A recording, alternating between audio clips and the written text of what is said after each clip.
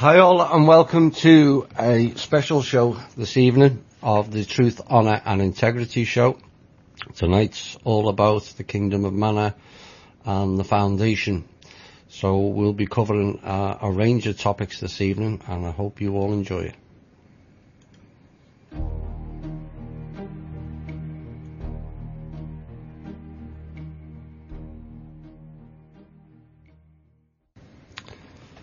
An introduction to tonight's show. We have done some big shows in the past on the Truth, Honour and Integrity show, and this next one will also follow that line. A lot has been written on many of the subjects discussed tonight, and tonight will bring full clarity on a range of things that has affected humanity on and in all levels of society. A lot of what has taken place in our past has defied belief. Liberties were taken, abuses perpetrated against the people, and a plethora of knowledge denied to us on all levels. Don't for 1 minute think those abuses and lies apply only to the general populace. Far from it. Those in all governments have recently been finding out how little they knew also. A staggering control system implemented by many, but known only to the very few. Much of the evidence shown to the various governments or heads of state is barely believable due to the scope and sheer complexity of it all. They had presumed they would know and would be aware of it.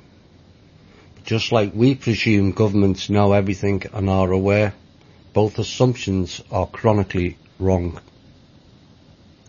It has been a long and arduous journey by what was initially by just a few, but has grown exponentially since the truth started to be revealed and also accepted. Some work is still to be done to tip the change to a better way. But then the real work starts of restoring this planet, ending the servitude, making sure nobody goes short on the basics in life, working diligently to bring harmony, peace and prosperity in the basic needs for life, all of which has to be done in harmony with our planet. We need to put an end to the blame culture and finger pointing. We are all responsible for this mess and all of us are responsible to correct it. Personal responsibility, operating under the golden rule, be of service to the self to enable you to be in service to others. To the many who will be listening to this show for the first time, welcome to the show.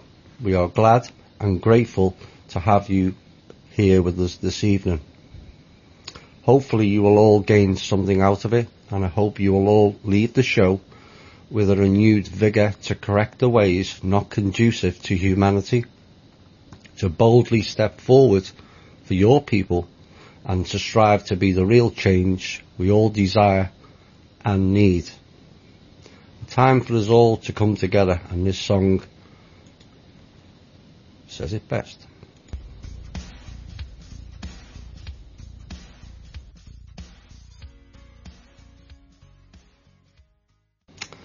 Hi all and welcome to the show. I'm going to bring the guest on now, and I'm going to ask her to introduce herself, and welcome.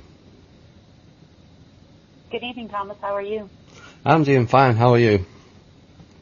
I'm doing well. Good. I'm here tonight to discuss with all of you in a very informal setting and then to answer all your questions regarding the Kingdom of Manna and the trust that is affiliated with the kingdom and how that all came about. Again, this is not a legal disclosure. It's just an informal setting and a discussion to help you understand exactly why the Kingdom of Manna was formed and where we're going from here. Sounds good to me. Right, let's get into some of the meat of the show. So it's we're going to do it in categories, so people can have a nice flow to all the information that's going to be delivered. And we're going to start with the Kingdom of Manna itself, and who or what is or are the Kingdom of Manna. The Kingdom of Manna was a decision made between the original tribes, there were 5 at the time, and their current descendants, and a group of people known as warrior. And I'll explain that a little further when we start talking about the tribes. It was actually designed to act as a shield in front of the original tribe for the future ceremonies. It was also designed to be a flagship, as the Kingdom of Manna is officially the only sovereign nation on planet Earth at this time which has no obligation to the Master Trust. That's very important because it did gain its own sovereignty in October of 2016, and it is the only sovereign nation at this time on planet Earth. And we're hoping to change that by being the light in the darkness, so everyone can really understand how the nations need to move forward to become an independent nation. And that's independent on multiple levels based on the slavery system that was installed by our former controllers. Good stuff. So what have the Kingdom of Manna achieved in terms of status, and why? The Kingdom of Manna has been consistently working with virtually every single nation on Earth. It has formed a master plan of fighting against the control system on all levels, not just the levels that we can see, such as government levels or, you've heard of these families and these factions. I know you've discussed that on your show before, but on levels you can't see. So the warrior team and the teams of the original tribes all had bits and pieces of information on how to circumvent the system. And by system, it's not just a political system, a legal system, a spiritual system, and many other systems that were put in place by the former controllers of Earth. So in this instance, everything they've done to this point in a very short period of time is rather groundbreaking, and you may not see it or feel it on certain levels, but it is definitely happening, and I know you're seeing things now in the news that you didn't see before. So Yes. It is a cooperative effort between all the nations and all the people. Yes, this will eventually, as we'll cover as the show goes on, lead to the real change that we've all been looking for. And there's been quite a historical legal background to the filing of what Kingdom of Manna has done. Are you able to expand on that at all? The Kingdom of Manna, are you talking about the previous kingdom? Yep. Okay. Yeah, there was a previous Kingdom of Manna on the planet, and it existed before Christ. I think it was in about the 10th century BC. The kingdom was actually overthrown, and it is no longer. However, the reason why the Kingdom of Manna was named the Kingdom of Manna is because the trust itself was renamed after the agreements and treaties had either been overthrown or legally circumvented. There is no better teacher than your enemy. Some of the members of the Kingdom of Manna and members of the trust had spent a great deal of time from the highest level on down through the system to learn the system. So we thank our enemy for teaching us how to circumvent how to circumvent the system, and that it was our teacher. Yes, there's a lot of ancient legal documentation to go through to arrive where we are, and we're going to cover that later in the show.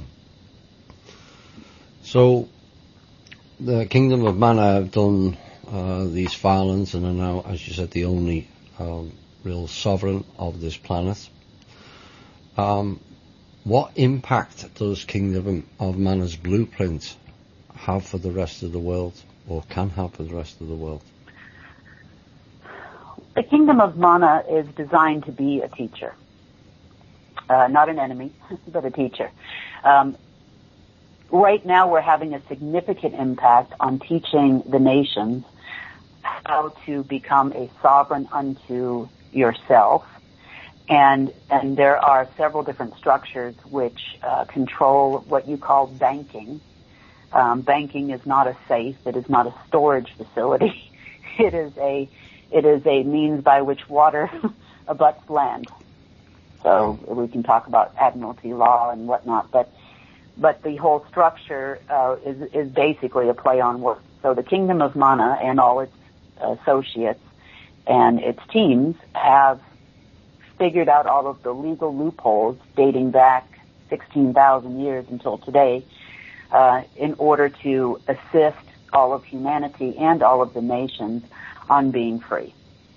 So to the return, everything from the return of your soul and the return of your property.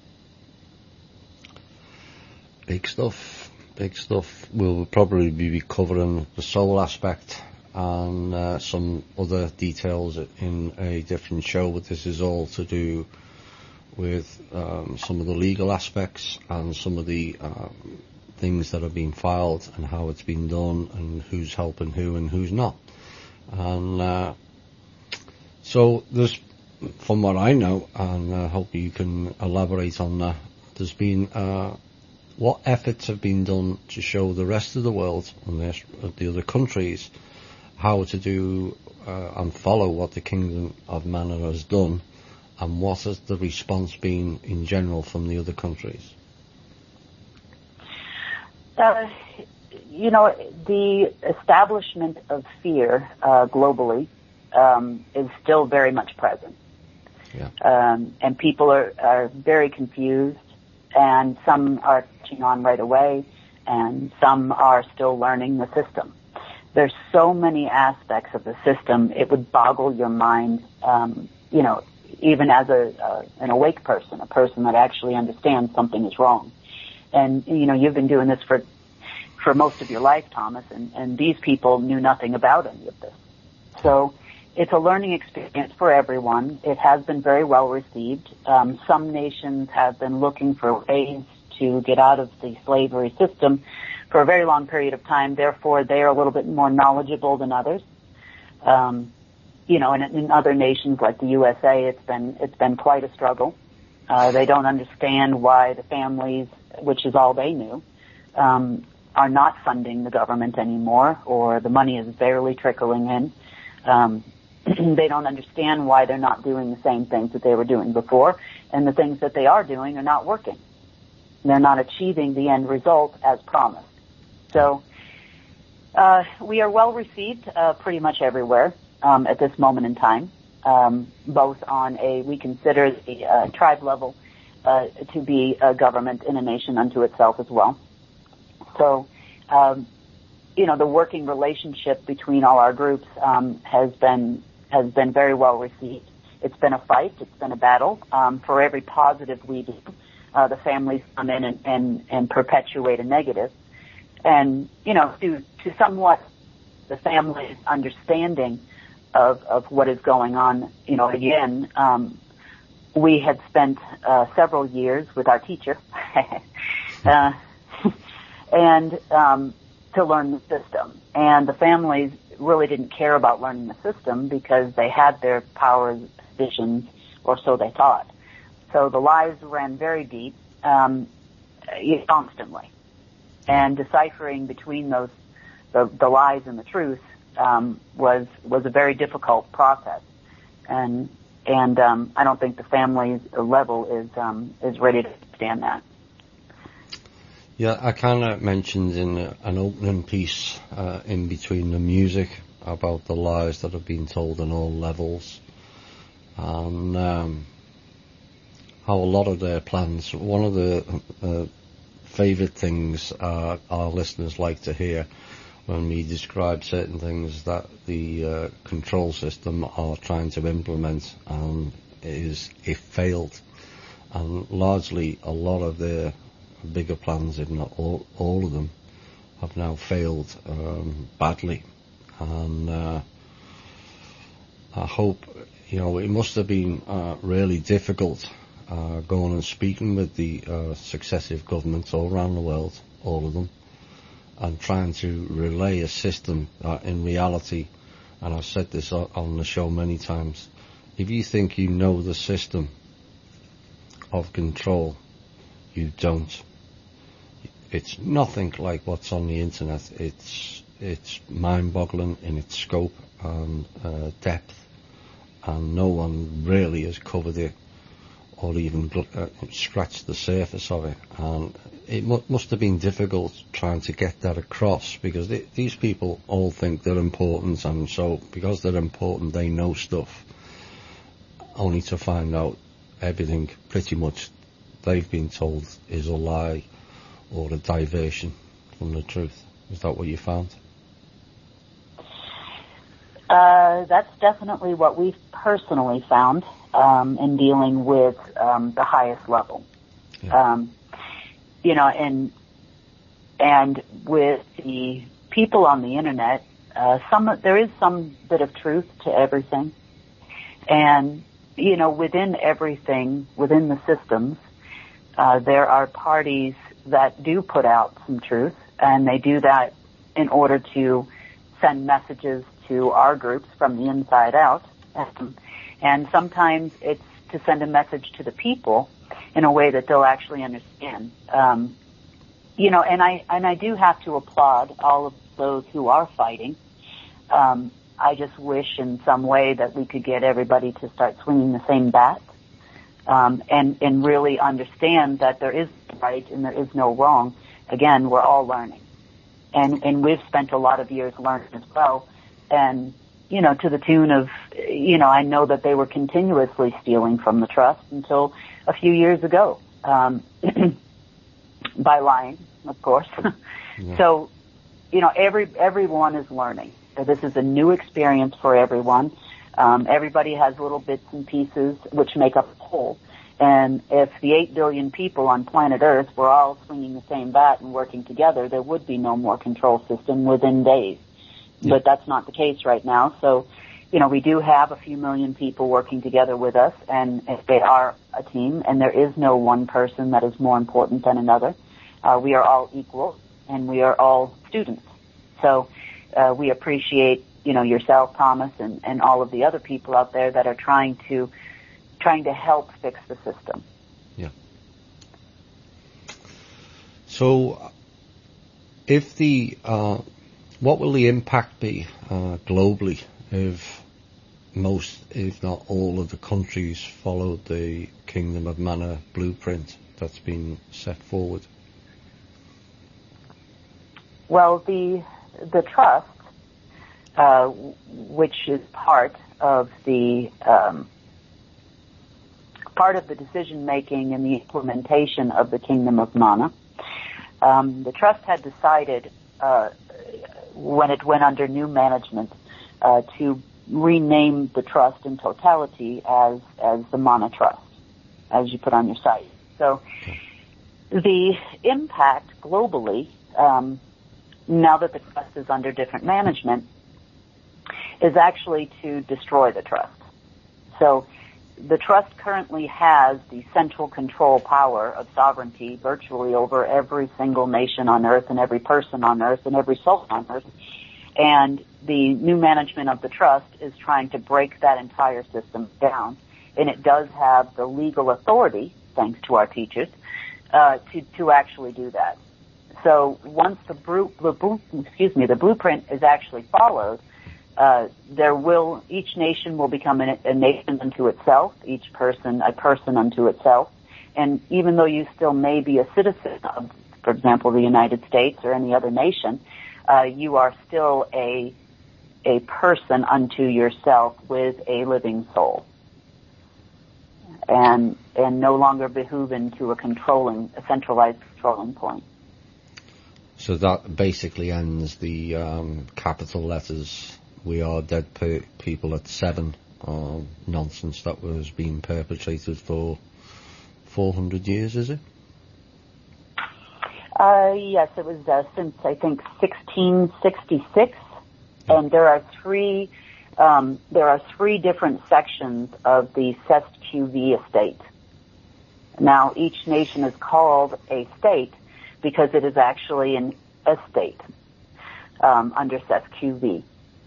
So, various acts through various points of time, some in relation to the United States, some in relation to every other nation on earth, have been implemented in order to create a dual system. So doing business with the trust, unbeknownst to yourself, falls under most of your legal filing. So I mean, I see some of these people on the internet filing papers within the court, but you're filing papers within slave court. So you actually have to start filing paperwork within monarch court.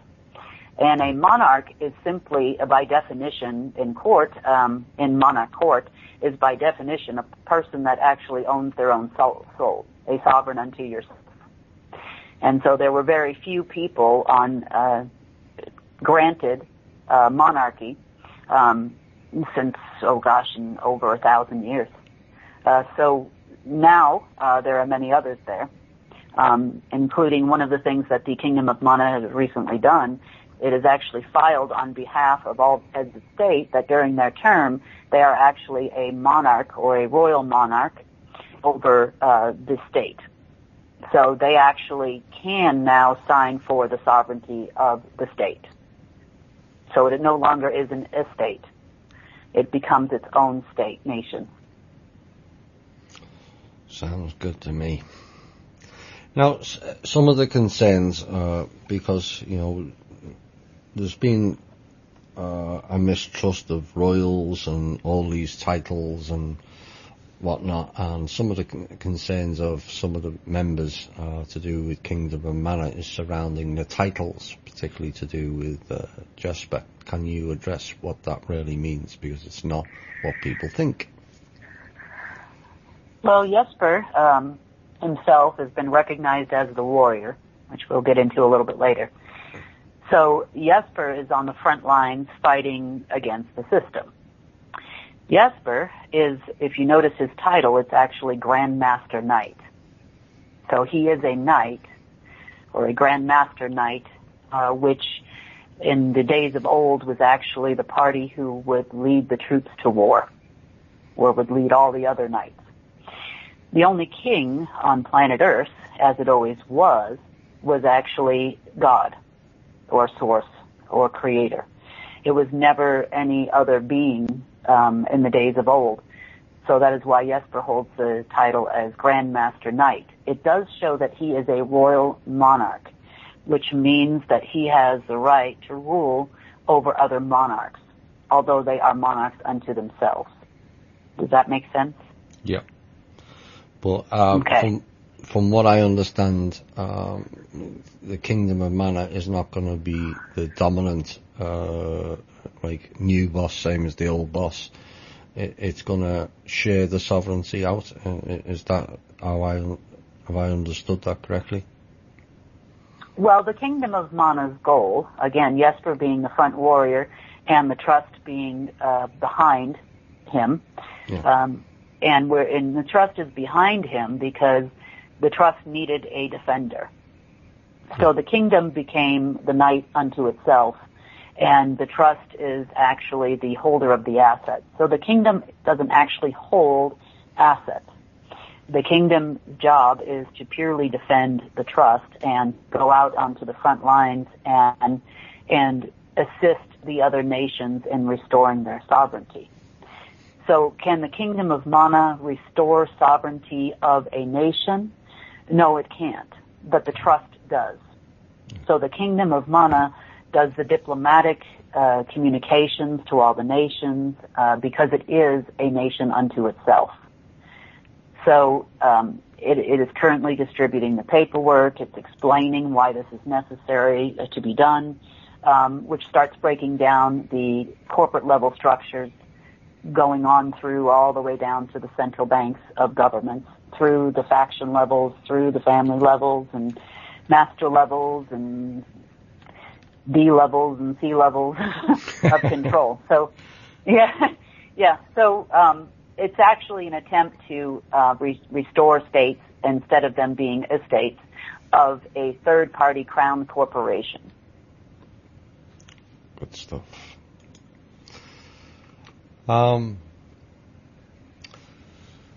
How does the Trust and the Kingdom of Manna plan to deal with justice to the criminals who have perpetrated the crimes against humanity for all this time? Is this something the people of each country will need to request from the Kingdom of Manna? And are there some kind of People's Legal Commission, new non-political party, that could be put in place in each nation to deal with this?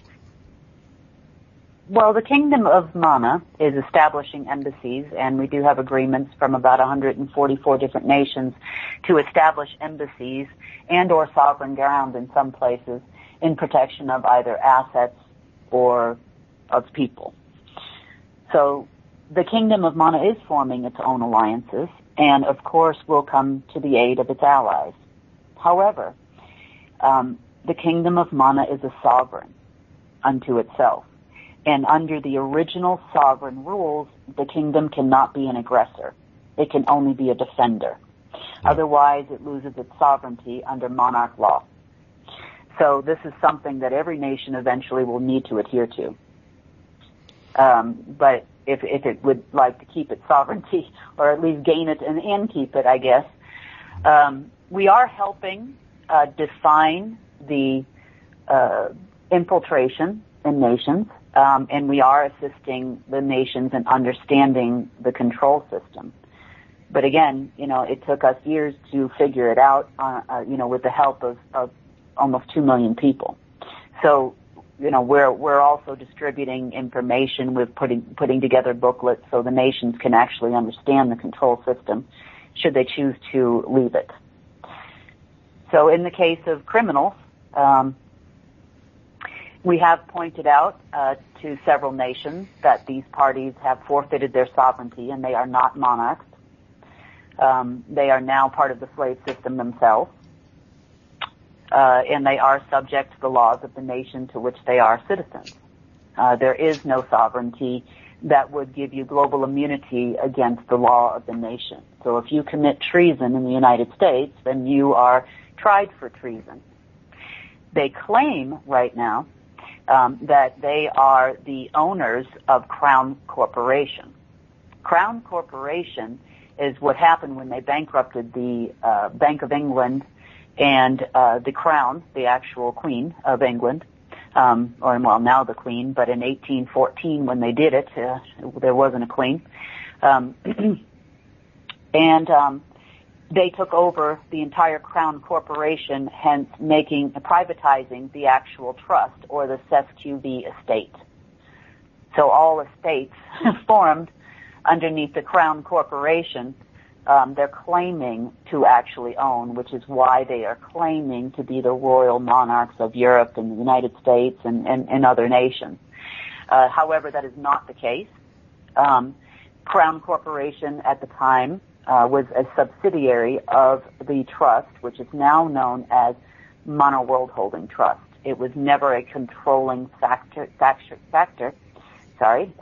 it was about 7 to 8 controlling points down from where the actual master control over the trust lay at the time. So it's a misconception. Yeah. And it's a perception only of power. It's not real. No, and we've kind of covered this. So many certain organisations, probably best not name, but certain high-level organisations that seem to think that they operate with impunity, now found out that they don't have sovereignty and can't make certain agreements, and I don't think they're best pleased, but this is the way things are going. This is the changes that people are now starting to see and that we've all been looking forward to. So, where are we next? How old is the Kingdom of Manna and the Manna World Holding Trust, really? Well, the trust is very old, and it actually started under the agreements of 16,000 years ago. Wow. During the war. It had several different names. You probably heard names on the internet like Alpha Omega and Rothschild Trust and the Crown Trust and varying Philippine Trust and Swiss Indo Trust and all of these different trusts, which were actually always only one trust. So the names are irrelevant because, as you've said in the past, Thomas, names, right? Yeah. The ultimate purse and the ultimate key holder had always been in the past, by agreement, 16,500 years ago, has been on the highest level, which was far above any of these Alpha, Omega, trilateral people.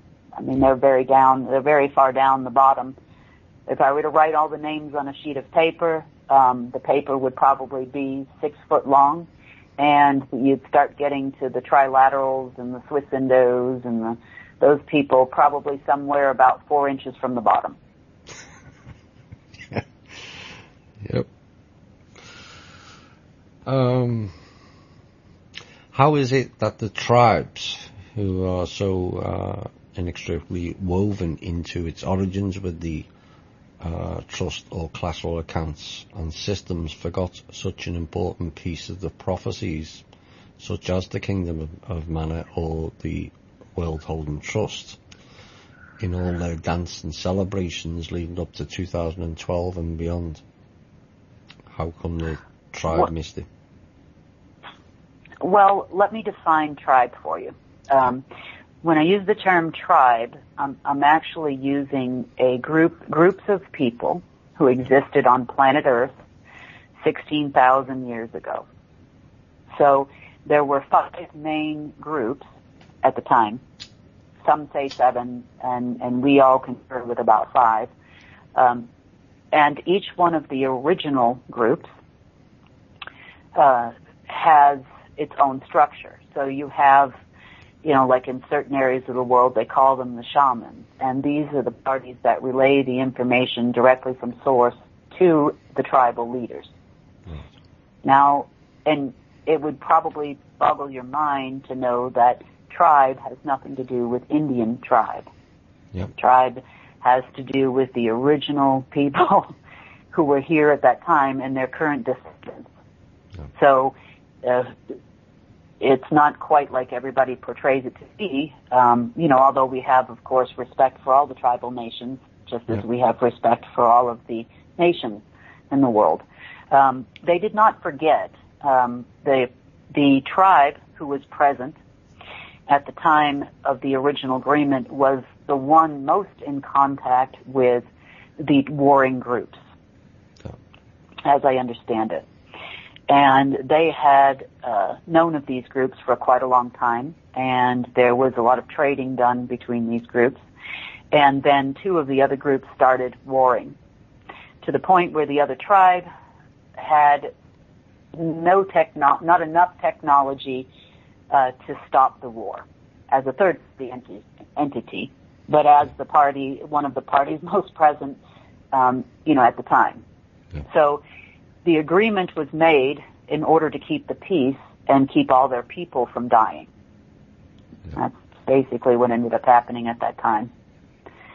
So did they forget? No, they were waiting for a time in accordance with the prophecies that had been passed down from the shamans to the tribal leaders and the tribal chiefs and the warriors. They were waiting for a time where they refer to a party called the 5th element. And when the 5th element and the warrior arrive, then the planet will be restored. Yes. So I don't really know the entire prophecy, but I know we're looking for specific people to show, which would then lead all of the 5 original tribes out of the out of the martial law agreement or global war, and all law is predicated on wartime. So is all banking, everything else. It's all based on wartime. So once they had discovered that the fifth element in the warrior had arrived, they began the initiation of the peace agreement, or the peace treaty agreement, making peace between all living matter, not just intelligent life, all living matter on Earth. So that peace treaty has been circulating now, basically on foot, by land, sea, and air, to the original tribes for all of their signatures. And then there'll be an upcoming peace ceremony to commence the treaty in the old way, in special locations. Sounds good. Who originally was Emperor Constantine to Manna? Without getting into too much detail, and I'll kind of breeze over this, Constantine initiated the first Council of Nicaea. So the council at the time was formed of what we're now calling the shamans and the prophets, and the original leaders only as relayers of the word of source or creator to the tribal chiefs, or to the leaders of the lands. At the time, it was decided that the world would be divided into 9 kingdoms, and the one with the most royal blood, or real royal blood, which would have been the Sangreal at the time, would be the one with the right to veto over the council, or over the other leaders. So at the time, this is when they formed Nicaea Creed, or the Nicene Creed, which was implemented in accordance with the structure. Good stuff. So when did the last kingdom come into being? Has there ever been one that's come into being without shedding blood? The last official kingdom to be implemented, I think, was in about 1500 AD, and of course there was a lot of bloodshed at that time. I would have to say it's at least well over a few thousand years since the last kingdom was formed without shedding any blood. Good stuff. Right, this will be probably the last question on the Kingdom of Manna, and we might get into a couple more bits before the top of the hour. We'll have some music and have a rest for a bit. This is a question from one of the members. How much say or foothold does Britain have over the Admiralty chain of islands? The Kingdom of Manna is located on Los Negros, and the island next to this is New Britain Island, and the island next to it is New Ireland. Does Britain have any control over those islands? Not over the Kingdom of Manna at this time, and we are concluding the paperwork with Papua New Guinea, so they are a sovereign nation unto themselves as well, which encompasses the island. The crown, which has nothing to do with the Queen of England, the crown, which was controlled and still is, the trust is not, but the Crown Corporation was and still is Rothschild. So it had nothing to do with the actual Queen. The Queen was actually under Crown Corporation. So since 1814. Now, the main trust, and which is the only sovereign, which holds all other states or estates, has released the Kingdom of Manna as its own sovereign entity. So over the area which has been gifted by Papua New Guinea, and is now the Kingdom of Manna. No, the Queen, the Crown Corporation, Rothschild has no control over the Kingdom of Manna land, nor its people, nor its mineral rights, nor any of its assets. So it has worked very diligently to formulate its central bank and its central banking system, together with all the team members. And that is the first central bank currently on planet Earth that is in no way, shape, or form obligated to the trust itself. And the trust itself is in no way, shape, or form obligated to Rothschild any longer either, by agreement and by default. And we can get into that a little bit later if you'd like, but it has no control. The Queen, nor Crown, nor Rothschild, or anybody else has any control over the Kingdom of Manna or its assets. Good stuff, say all of us. Right, seeing as you mentioned the control structure, can you explain some of the control structure so it will make it easier for people to listen for the rest of the show? Okay. Thomas, do you think it'll be easier to go from the bottom up or the top down? Your choice. I'll leave that up to you. Okay. I'm going to speak a little bit, and you're going to have to read between the lines. And I know, Thomas, you've discussed a lot of these things in the past, along with some of your other guests. So I'm going to be very vague for purposes of this call. Yeah. Okay. The top of the tower, you have what I would call the D level. And on the D level, most recently, you used to have 4, and now you have 3. And they control any other parties involved in the D level. Then you have what we call the P level.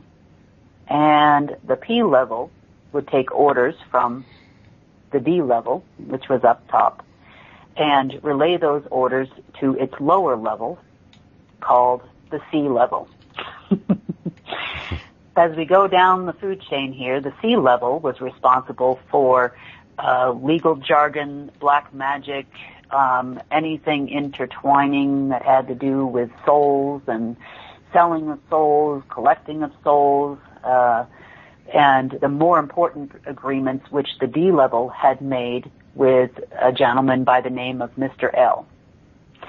So Mr. L made a deal with the D level for collection of souls in exchange for power. And very similar to, Solomon with Solomon's sword and shield, and if you hold the sword and the shield, you will never lose a battle. They made a deal with somebody a little bit different than Solomon did. So, but the rings are the same, and they carry on down the levels. Okay? Yeah. Then you get down to what I call the master level. The master level are considered to be slave masters. And slave masters were designed to control the head slaves, which you are now talking about families. Yeah. So,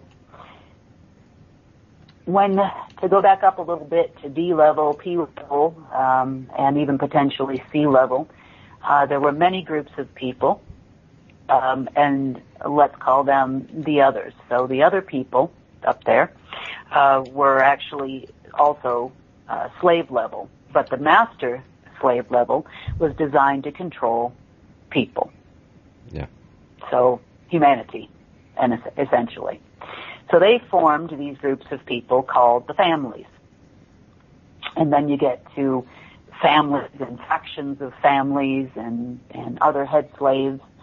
And then once you get past the faction level, now you have governments. And factions are often intertwined within governments. But after you get through government level, now you start talking about the people.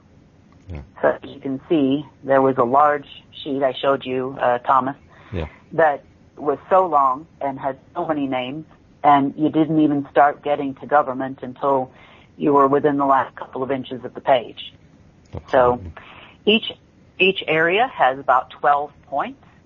Some are spiritual levels, some are political levels, some are banking levels, some are financial levels, some are treaty levels. And each one of these levels had its own control structure to control the next link in the chain and all links in the chain under it. The trust was always fully under the management at the D level, at the very top. So it managed all of the souls, it managed the SQV, it managed the land, it managed the resources, and it managed money control. So the illusion that the families or the factions or everybody's arguing with governments over accounts and whatnot, it's an illusion because it would have never ever happened should the D level have been still in place. Yeah. So these are the types of things that the Kingdom of Manna has discovered over, a number of years' time, and has actually managed to crumble some of it so far, and the rest of it is coming along very nicely, and the governments are getting on board as they're understanding the current structure is falling. But again, there's still fear. Yeah. In essence, our members have been educated in a way where I've tried to tell people it doesn't matter whether it's Obama, it doesn't matter whether it's Trump or Blair or May or whoever in any country, that they really have no say in the matter in what takes place. We mentioned the 39 levels of secrecy in the United States. All those layers control or are above Mr. Trump or whoever else is the alleged president at the time. And so is that is correct as you understand it? It has been that way, at varying points in history, but I can in the United States since the days of Lincoln. Yeah. But yes, under global martial law or under martial law, the current head of state or state is always the reigning general or the dictator in this case, but the reigning general. So the reigning general controls all structures during martial law, and when you have global martial law, that leaves you with a reigning general and some colonels up there at the top. And D level, nowhere near government. Yeah. Mm-hmm. The wheel within a wheel. It's extraordinary what's been set in place here. It's extraordinarily clever, in a strange sort of way, of how they managed over so many thousands of years to keep going and only have so few really to understand or grasp what's going on. As you were describing the individual layers, it's my understanding each layer down was lied to, and then the next layer down was lied to, and the next layer, and none of them knew what the next layer up knew, and they were lying to the ones below. And so nobody really knows what's going on, and it's a kind of a case. I've said this before many times on the show. Once the top structure started collapsing, we're left with a lot of people who think they know stuff, but in reality know less than some of the people in the alternative media. And these people have just followed orders for many years, all their lives, and then suddenly they've been thrust, or thinking they've been thrust into leaders' roles, and they're not capable of it.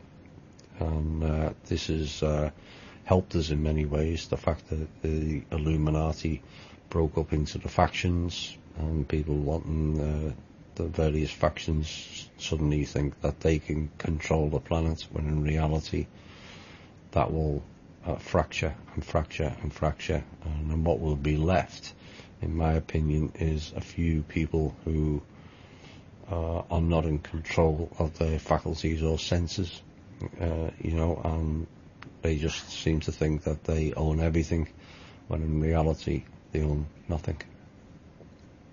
Or their own soul. Most of these people don't have one anymore. Yeah. You know, the lie, actually, you know, to be very fair, the lie started with an agreement made on D level. They were too lied to be fair. Told that something was possible that was not possible. You know, there is no such thing as a co-creator. There is a creator. Yeah.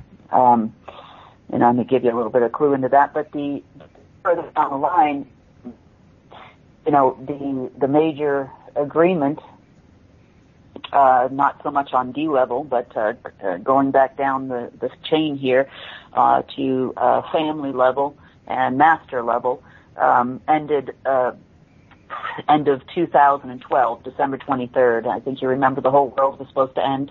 Yes. And we're all still here. Yes. Yeah. And so that was supposed to be the harvest of souls, you know, at the time. Yep. And the people involved on the different levels here pleaded all the way to the top on D level in about September. On D level, they actually knew this was going to happen. And they pleaded with the gentleman on the other side of the agreement and asked for more time. And of course, liars do. Might as well just call him Mr. Liar. So Mr. Liar agreed and gave them a 100-year extension. So they assumed that if they got an extension, that all of the assets and everything else that were contained within the trust would be immediately returned. But no, not part of the deal. So they're still running around with Project Looking Glass and all these things that were purportedly prophetic, but nothing more than instructions coming from D level and beyond, to implement some plan that no longer exists. Oops. So that's pretty much where everybody's at. And you know, and they're selling souls and, you know, Solomon's legends and rings of controlling angels and demons. And, you know, natural law is very important here because under natural law, you cannot contact an angel, be it a demon or an angel, and ask them for things in relation to personal gain. So they can call them, but if they're calling for that reason, the karmic backlash is immediate and tenfold from the very people they called upon, be it either one. So that's been happening quite frequently. Mm-hmm. That's good. Right, we're at the top of the hour. We'll have a couple of songs and we'll be back with part 2. I think this song kind of fits.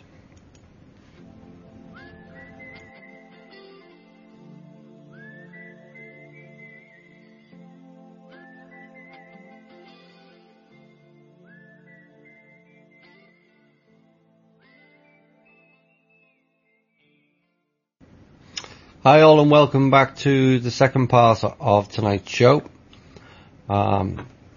Judging from some of the comments in the chat, you're all enjoying what you're hearing to date, and that's good. We're going to have some more fun now, with lots more info to be revealed. So those two songs, Winds of Change.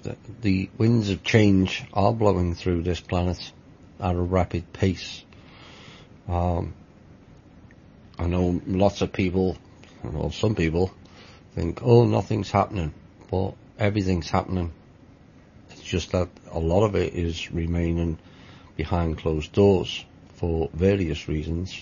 One, not to scare the populace into panic, and may it be, as the second song, may it be that we all stand up together, because that's the key to going forward.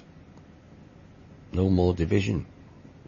This is what is being achieved and ultimately being striven for going forward. So we're going to get into some agreements now that's been going on. One of them you mentioned previously, but there's other agreements that I'm aware of. 100-year one, a 200-year one, a 500-year one, and a 1,000-year one. never mind the 16,500 year one. Can you talk on any one of those four, the 100, 200, 500 or the 1,000 year one? Sure. Remember, all agreements are based on the original agreement, because all of the sub-agreements were created at the B level. These were not the inventions of families, unbeknownst to everybody. They were just basically carrying out orders as head slaves. So, 1,000-year agreement was an agreement on different levels of the control structure. They are very famous for putting in little clauses based on varying degrees of law, whether it be monarch law or binary court or even slave court, in order to achieve their goals on various levels. So, on some levels, you're talking about maybe a 500-year agreement. You would be referring to an agreement whereby Rothschild started interbreeding the original Sangreal and the original families in order to gain control, thinking that, and on the spiritual level, that the Messiah would be born of that line, therefore they would have to control this person. And there's a little bit different take when you start talking to some of the original tribes about what that actually is. But that was part of the reason for it. The next reason for it was actually to control the banking structure that was being implemented at that time on a global scale.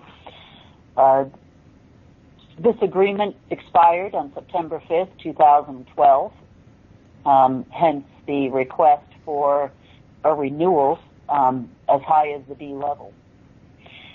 Because without the cyber system, or AI system as you call it, it would be nearly impossible to control 8 billion people. The cyber system contained, or the AI system contained, multiple different factions systems. So it had an infiltration starting in 1998 to virtually every intelligence agency on planet Earth, making sure that the dissemination of information was always in their favor. Also into central banking systems starting in about 1913 and continuing on until the implementation of the Bank for International Settlement, which was just another control structure. No central bank on planet Earth could be issued a central bank registration number unless it was from the master number, which was also controlled at the B level. Yeah. So the illusion of it being controlled on any family level or faction level was just that, simply an illusion. So the ultimate decision on whether or not anyone gained any kind of a central bank was always made at the very top. Yeah. So every subsequent agreement there, too, was gathering of more people and more nations underneath the same control structure, including, but not limited to, the United Nations. Oh. So you mentioned 1913, that's kind of when the Federal Reserve System was implemented in the United States. And, of course, that charter has now ended. What is the way forward with the Fed? Because obviously the illusion of it existing still carries on. Will eventually, with America being declared sovereign, will end that nonsense altogether, once and for all, or do we repurpose it? Well, unfortunately, the parties that are now running the trust, which are not Rothschild and not Chinese elders and not any of these former faction leaders, it is a party that you wouldn't recognize if you heard their name. They are part of the original tribes, and under the old agreement, they happen to have the most DNA of the original Sangreal. So that's the party that's currently there, in cooperation with all of the original members at that time. So they have, were dealt a pretty rough hand with multiple control structures. So the Fed being one of them. I know a few years ago they had made a decision to remove the asset base after the expiration of the agreement between the Fed and the trust to return assets relevant to each nation in the off-ledger system credited to each nation. So regardless of how the assets were acquired through varying points in history, it is now reallocated and repurposed to each nation to include, but not limited to, the Department of Treasury of the United States, not to be confused with the Treasury of the United States. Yes. They are two separate entities. Yes. So the Fed is a clearinghouse at the moment. It clears wires, transfers, and SWIFTs and incoming through the nation and to 140 nations. It no longer holds the right to print paper currency on behalf of the United States, although it is like the elephant in the room that nobody's discussing. The current head of state is addressing some of these things little by little in the news. So the decision on what to do with the Fed once the United States is a sovereign unto itself is purely the decision of the United States. So it can, some discussions have been had about nationalizing the Fed and then slowly phasing out a dual system.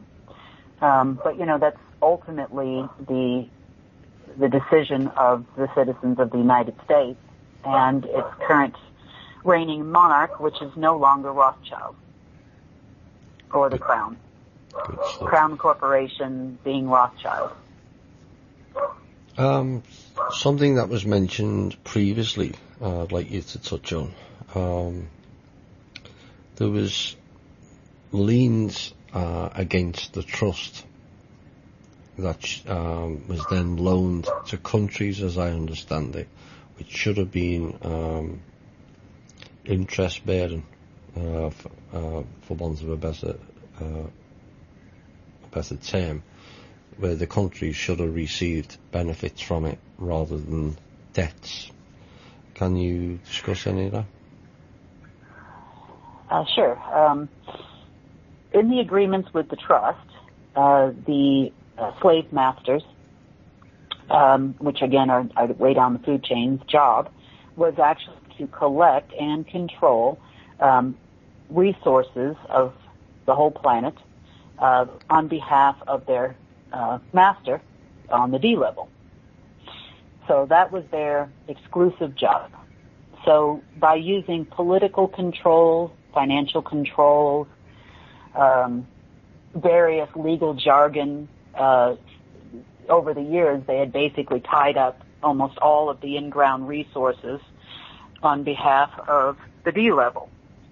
And what the D level had gone ahead and done is they had basically liened basically every vein of gold, every diamond in the earth, every drop of oil into perpetuity. So oil is a regenerating resource, as you know. Yeah. And they created the money magic system, like you call it, which is an algorithm, a trading algorithm, which continuously trades against all of these resources in order to fill up buckets of accounts, which you are calling the global collateral account. The family level, or the slave master level, was very efficient in achieving most of these goals. But unbeknownst to them, those liens still exist to this day. So the only party that can actually hold an asset of a nation legally is a sovereign. So the reason why the trust still holds all of these in-ground resources is because it is the only sovereign other than the Kingdom of Manna.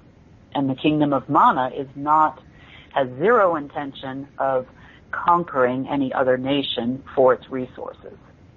and that is not in its charter. So the nation itself has to become a sovereign entity in order to hold its own assets, and that is in relation to monarch law. So once those papers are all properly filed, then the asset base gets returned to the nation, cannot be liened by a third-party entity who is no longer a sovereign, such as the United Nations, Rothschild, the Crown Corporation, or any other entity claiming to have sovereignty that does not. They would actually have to dispute and in monarch court and claim sovereignty or royal monarchy again. And I can guarantee you there will be parties there present to dispute that claim. Absolutely. So currently what they've been doing is trying to, we've seen everything from the leveraging or attempted leverage of the BLM in the United States over to the Shanghai Exchange and the Chinese elders. We've seen leveraging attempts of all of the asset base underneath the continent of Africa to the most recent one yesterday of the nation now known as Russia. So all of these attempts will fail because in the algorithm banking system that they created themselves, great teachers they are, unfortunately there's a first lien holder which prevents any third-party entity from making a lien against another party's asset.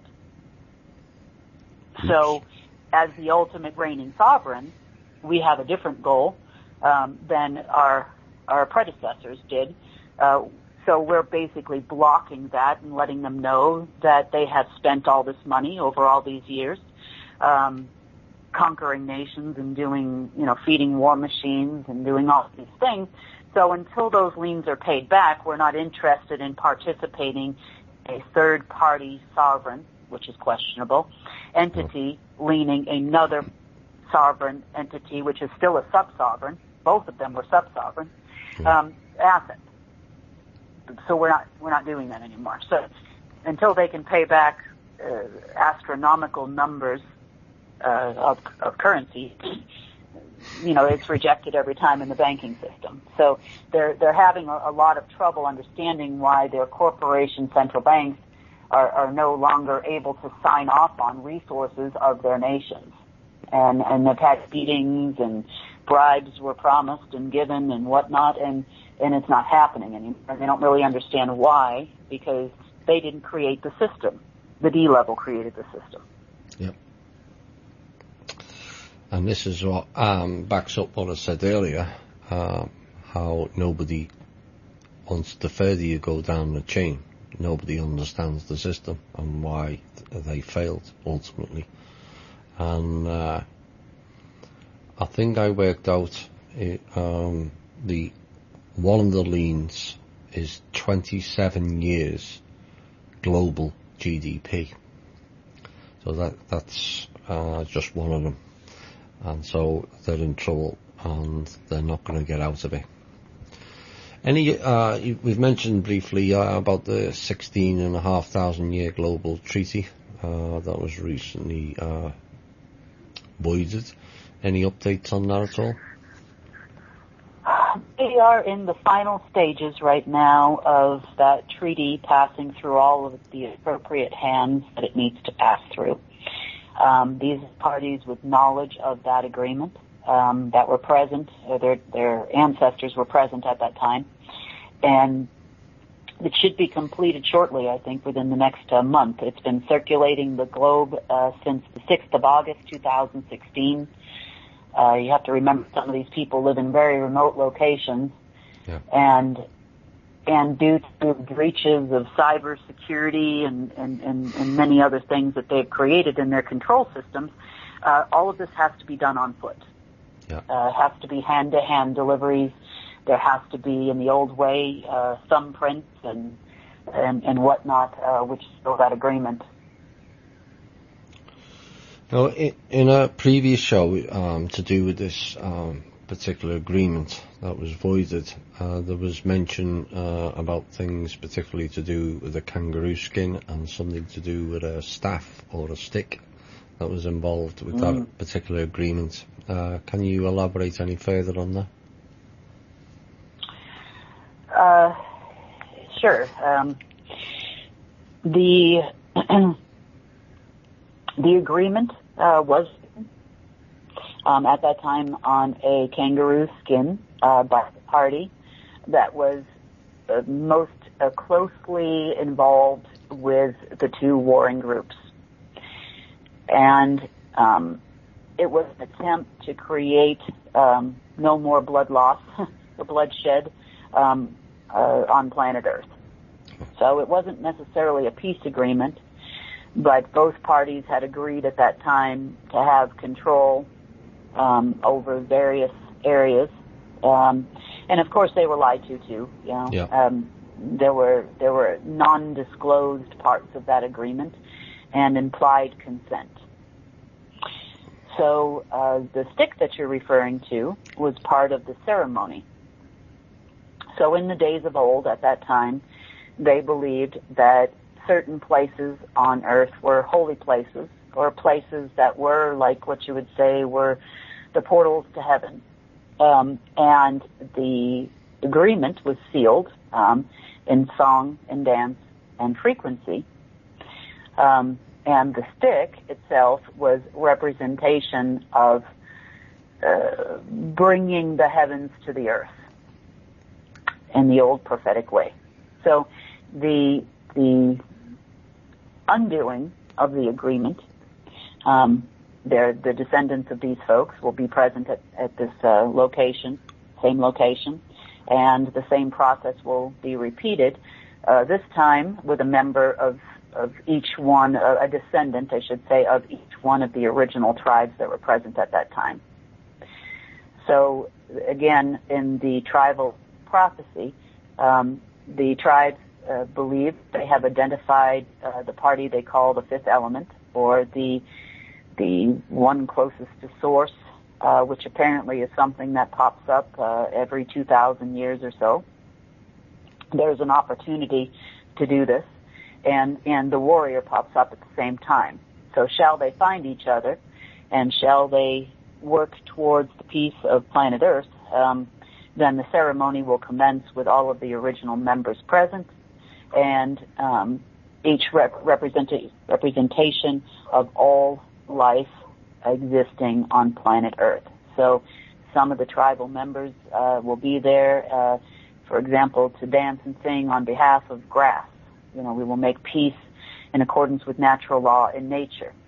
You know, there are things in nature like survival of the fittest and whatnot, but and of course there's food sources, but we have to give what we take. And this is something the tribes understand, especially the original tribes, is that if you take from the earth, you must give to the earth. So if we're nourishing plant life on the planet, plants are also a food source for us and a medicinal source for us.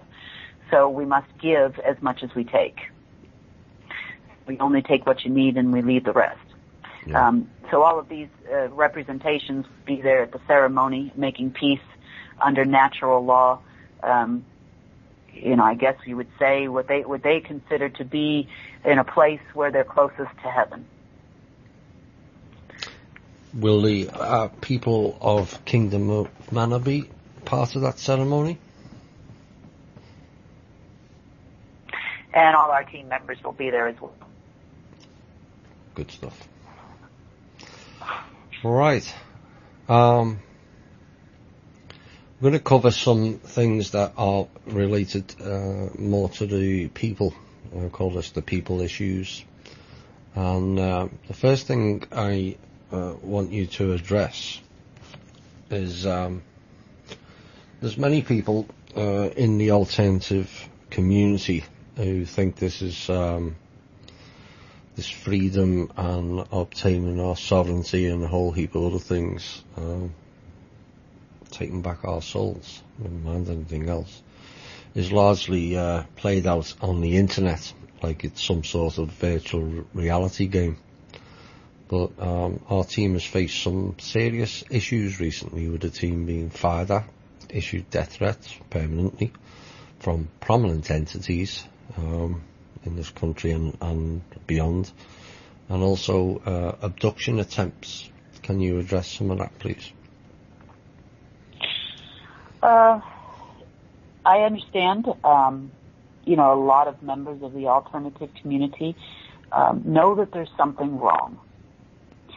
And knowing that there's something wrong is half the battle. But the system is very large, very deep, and very infiltrated. So, I caution anyone, and this is just a matter of my own personal opinion. This has nothing to do with anybody telling me anything about what to say or what to do, but I caution people very heavily on filing papers and these types of things and renouncing citizenship, because it really doesn't make a difference for your own self personally and the health and welfare of your family at this time. As I said, we are, over 2 million team members strong worldwide, and these are some very strong people that have chosen to join within the team to do their part, because everybody does a part. And there is no superiors or hierarchies in our group, although we do have organizers and leaders. The intention, and leaders are always at the bottom, they're never at the top.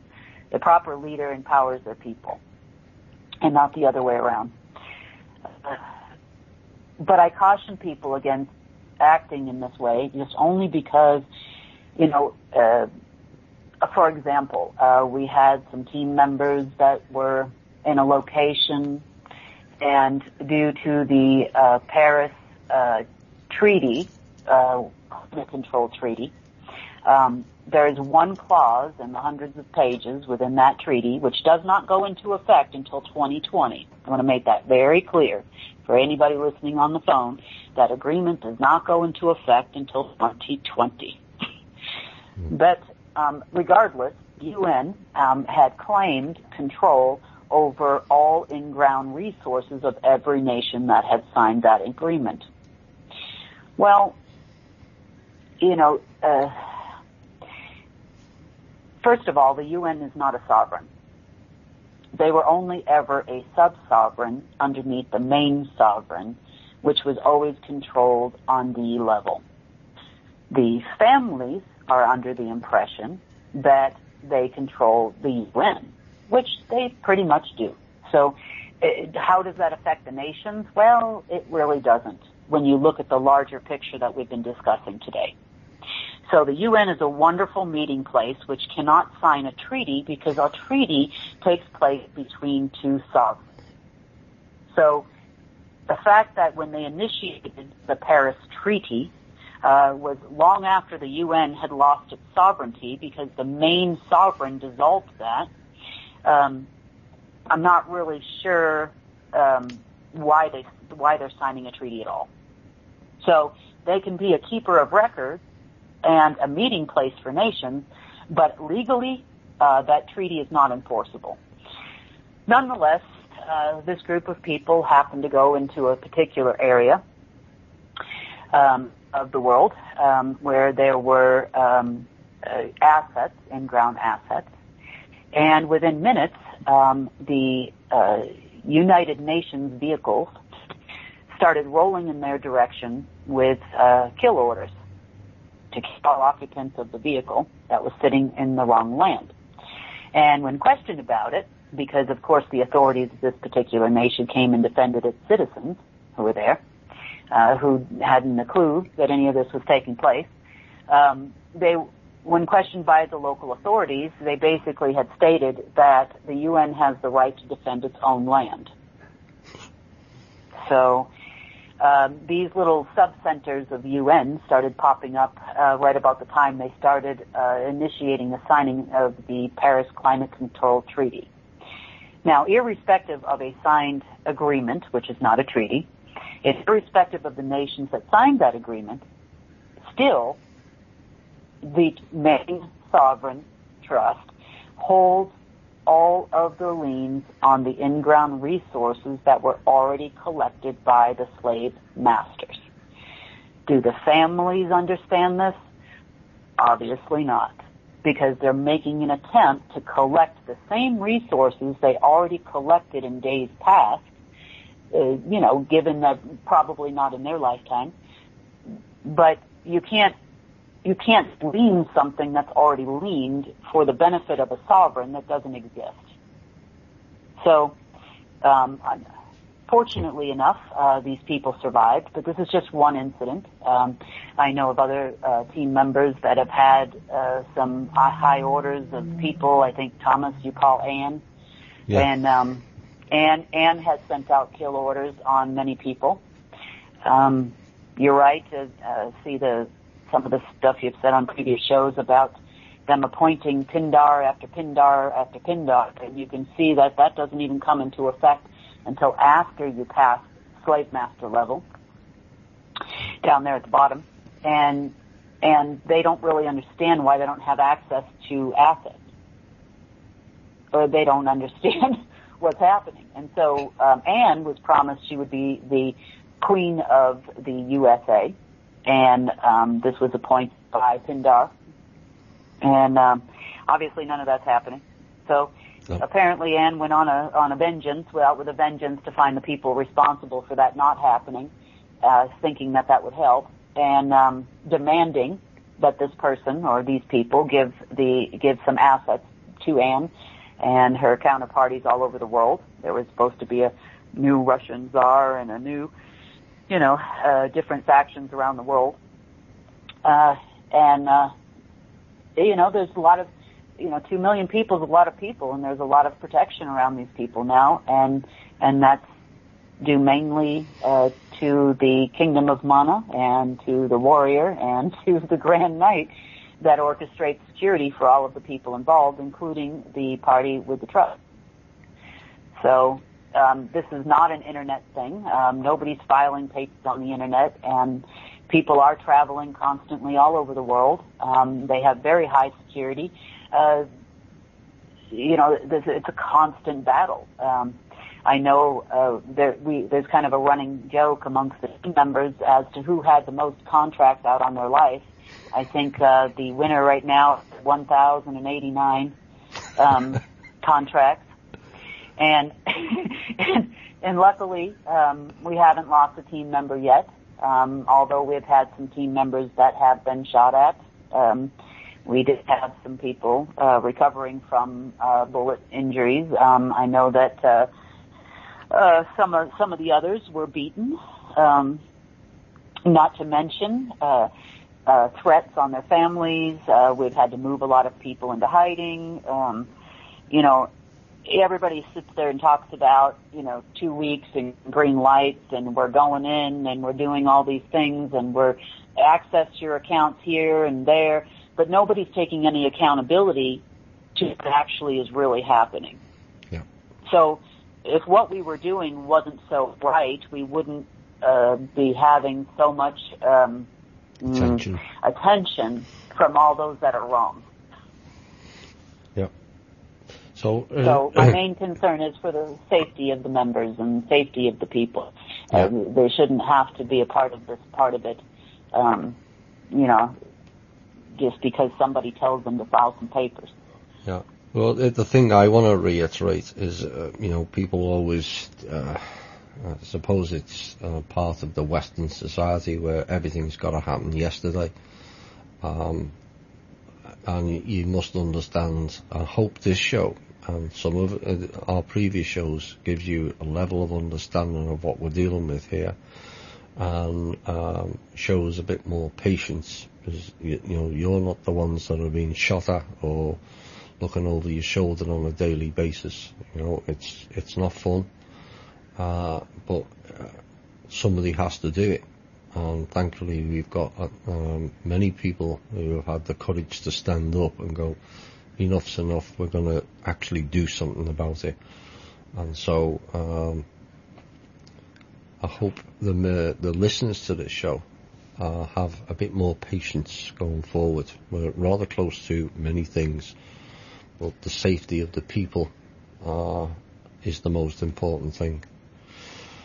Now, there's been a lot of issues with banks, and not all of them, but there's certain elements of banks. I think our members are more than familiar with the names, who have been acting criminally for so long, and their indoctrination is thorough as a result of that criminality.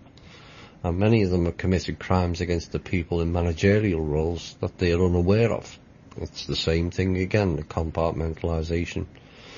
Will there be a retraining facility for bankers and banks to bring them back inside the parameters of what is legal and lawful financial practices? Yes, that is also, we do have an agreement. It is not a, how do you say it? They are not employed by the Kingdom of Manna, but there is an agreement with groups of bankers that, believe it or not, have existed and coexisted, albeit outside the system, with the banksters. So these people have been quietly working within the system and making their money and making a positive change for humanity when and where they can. And the origins of some of these groups are very old. Some of them have existed prior to the time of Christ. So generation after generation, they've been working quietly outside a lot of the control systems that have existed, albeit dealing with the banks within the control system. So they're very well versed on all aspects of banking control. They know that because their enemy is their teacher, and they too have learned from their enemy. So they have agreed to work together with us and assist the banks in repairing or replacing existing institutions in the future. So there will be training available. Part of this new system that is being implemented, and regardless of what happens with the reserve, it has nothing to do with the Queen, and they are now working towards an asset-based trading system, which they've been well versed on for over 1,000 years. So they're good people, and we're very excited to work together with them in many different ways to bring in a positive change in the banking system. So the new system, I presume, will have mechanisms in place to ensure the financial system and other entities to do with the financials are never under full control of one rogue group ever again. It's going to be more fair and transparent, as I understand it. Absolutely. Each nation should be responsible for its own financial system, which will then, in its own platform, which no other nation needs to have access to. So that platform is a standalone platform which communicates with other platforms worldwide for global trade via a translator. So there's a system which is basically serves as a translator between platforms, so it speaks multiple computer languages. That platform will be monitored by all nations who participate in the new systems. So we don't really need to start installing country systems in other countries because it's not necessary anymore. Yeah. So if the nations do need a base cyber platform, we would provide that with all the coding and all the firewalls and all the information so they have full and complete and total access, and then they can build upon that platform from there, or they can just simply build a complete and total separate system. It doesn't have to communicate, but there's no reason for funds from 140 countries to filter through a building in the United States and then go back to another country in 2 to 3 weeks, and sometimes never under today's day and time. We've lost a number of SWIFTs and a number of wires, and we've had delays. We couldn't even send an $85,000 wire somewhere to get a piece of equipment we needed, and we worked on that one for over a month and a half. It was ridiculous. So, we're, of course, they flag the kingdom all over the place so that, make life more fun. And the kingdom fired back with its various systems in place that send notifications and correct intel and data to virtually every country on earth. So every time they try to steal anyone's funds, be it ours or yours or ours or theirs, that notification goes out everywhere around the world, so immediately everybody knows what's happening. In addition to that, we're very much looking forward to a conversion to an RTGS, or a real-time gross settlement system. A real-time gross settlement system is key in increasing global trade.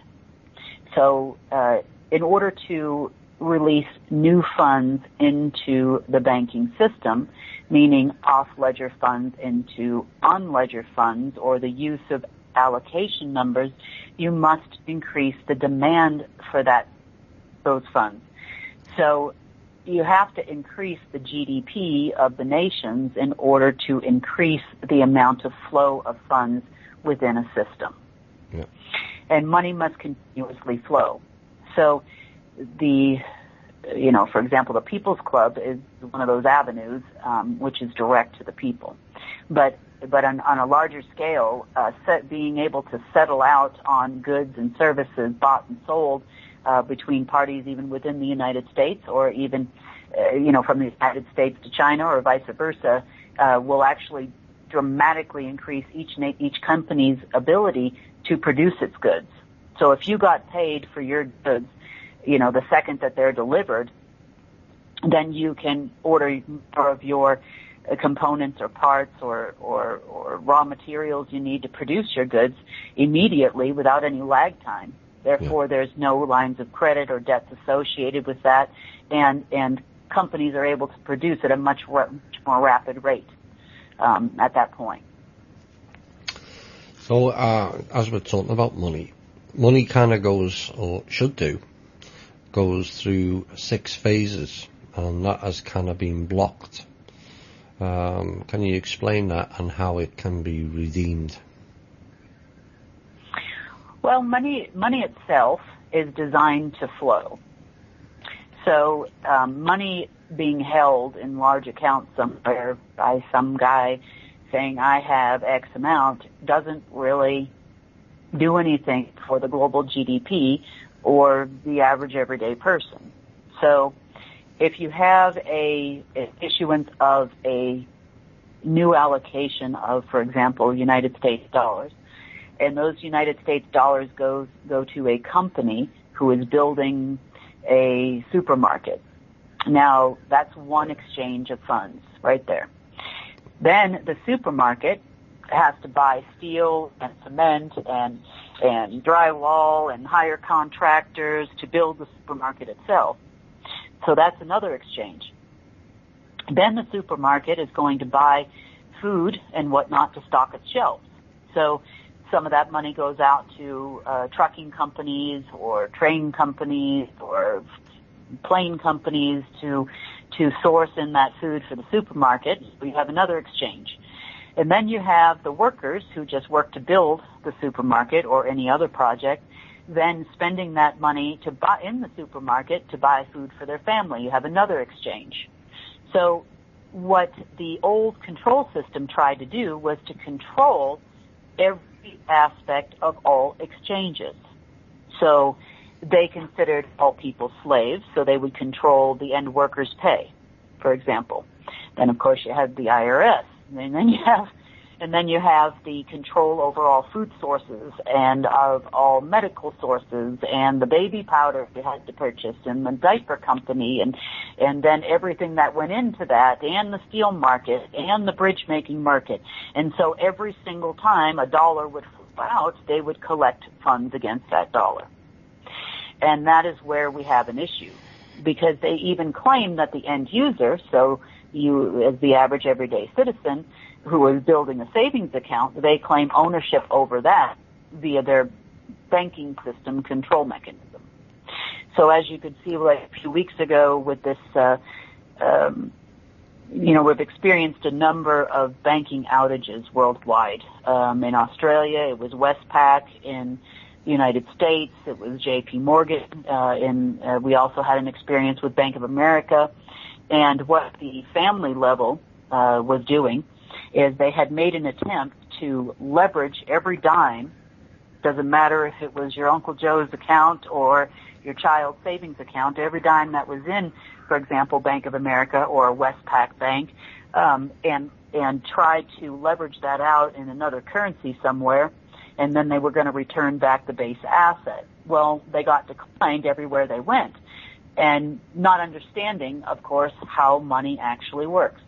An allocation requires a project. It requires something that you have to pay out on, and paying out debts owed or promised to various governments or militaries or currencies, oil contracts or other things that are talked about sometimes on the internet is not a project. It does not increase your GDP. So it was declined pretty much everywhere, but that left the average everyday citizen unable to, access their funds for in some cases, days at a time. The people would log in to check their accounts. I know at Westpac Bank in Australia for sure, and it would say no balance. I think Bank of America just froze everybody out completely, and I think JP Morgan's website went down. So, they've tried all these routes, and it's failing. They may have technical control over the banking institution humans that work there, in cooperation with some hackers, but they don't actually hold the stock options on the banks because nobody at D level would allow the head slave masters to have anything, ever. Yeah. So it's a perception. They were just doing their collection job and nothing more. And I don't even think the generation now even understands that part. So. Yeah. So yes, they've been very busy. Yeah. It's been reported that the world's GDP has started to plummet from around $114, $120 trillion down to something in the 70 range. It's quite a drop. Are there plans ahead to correct this? Yes, and the RTGS system is one of those things, and then also allowing average everyday citizens to participate in projects which are going to contribute to the gross domestic product or GDP of each nation. So, in part, the reason for the plummet is due to a bank liquidity crisis. In part, there are no more lines of credit. Plus, they've also been sucking very heavily off of the SWIFT system and the reserve systems, whereby it could take 2-3 days to get a wire from the East Coast to the West Coast, or getting a SWIFT from outside the country, inside the country, depending on the country it's being sent from. It could take up to 7 days, 2 weeks, and I've seen them put bank holds on them for another 10 days. So this significantly hinders corporations and businesses from doing business. Yeah. And plus, they've also done some trickery with the Visa core systems, the MasterCard systems. So even on a small level, even tourism and industries are declining because there's only so much food on the shelf at the restaurants. There's only so much people can do, and if you're holding these people's pay for 2 weeks, they can't restock the shelves.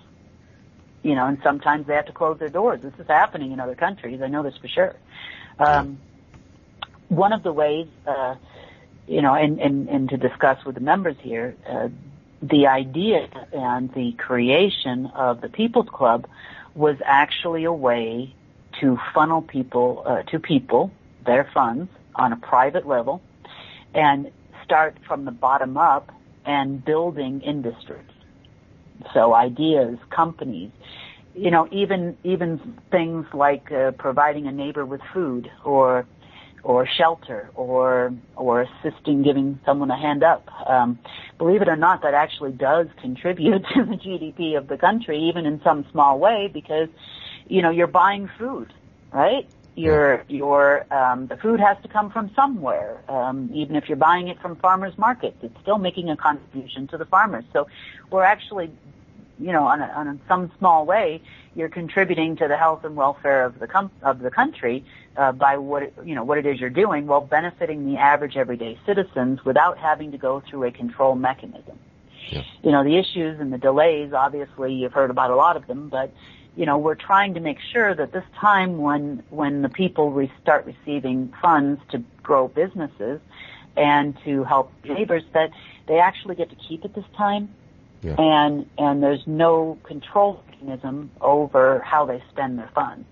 Yeah. I mean, obviously there's illegal things that nobody can do, but I mean, other than that, there really isn't a control point about how you grow your business, and nobody's going to shut you down.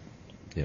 So those structures are crumbling, but it's taken longer, and then, every time we find 10 agreements, 10 more pop up, and those need to be addressed too, in order to provide safety and security for all the members participating. Yeah. So the issue of an asset-backed currency or currencies along with the new system, will this prevent any leveraging into oblivion like what's gone on with the current or old system? Well, it has to be a basis. From a scientific standpoint, the value of gold does not lie in putting it in a brick and into a vault somewhere. Yeah. However, it's been used in the past as a standard and can be used again as a standard only from the standpoint of it's something everybody understands. They can hold it in their hand, they understand its weight, it's shiny, it's pretty, and they know what it's worth, right? Because there's a standard. Yeah. So the goal is to return to an asset-based trading system. By returning to an asset-based trading system, there has to be an asset there in exchange for the pieces of paper you put in your pocket. So you have to start with an asset to exchange it for another asset, which is what asset-based trading is. Yeah. So the hope in the future is to coordinate. Let me kind of back up just a little bit. In the trust system, in order to break apart the trust, which is the intention, we've actually allocated not only the resources of each nation back to the nation, but we've also calculated how much currency that particular nation has in circulation, both in digital and in paper funds, to the best of our ability, and then 3 times the GDP of that particular nation, which would come out over time. So currently, as you would call them, the collateral accounts have all been reallocated. There's no such thing existing in there anymore as the Swiss Indo people or any of the Germain peoples or the Elder peoples or any of these other folks. They don't exist on any account anywhere. And we have shown virtually every single nation on earth that this is the case. But they all have allocated enough gold to cover their current GDP. They're not the GDP. The current currency in circulation, plus up to 3 times their current GDP, which is available for projects within that nation. And that includes increasing trade between nations. So, on a small scale, that makes assets available to places like the People's Club. Yeah. On a larger scale, that makes programs like the original Plan of Experts work. The Plan of Experts has nothing to do with Swiss Indo or any of these things that you read on the internet. Under the original United Nations Charter, it was a fund which was traded against resources of nations, but it was accumulated with the purpose of increasing trade between nations. See, because at least you can say on D level they were smart, because they understood in order to increase their global influence, since they controlled virtually every allocation of currency globally ever in existence. Yeah. Now it is under the trust, which is, under different management, but their control mechanism provided for every nation's allocation. No nation would ever issue an allocation unless it was a standing allocation without first consulting these slave masters down there at the bottom. And ultimately, the approval came from D-level. So, it's a misnomer that these families ever controlled any of this. But the intention there was to actually increase the amount of control worldwide, aka by the release of additional currencies, which they controlled all of.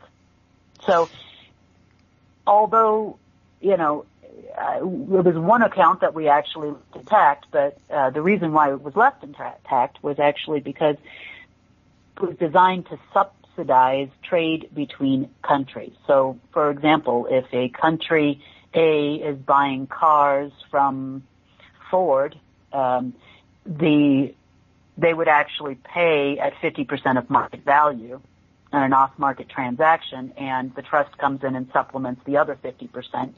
So the car company, Ford, who is now giving discounts to, say, government A, on their vehicles, they would actually get full market value for their vehicles, which will help them increase their production.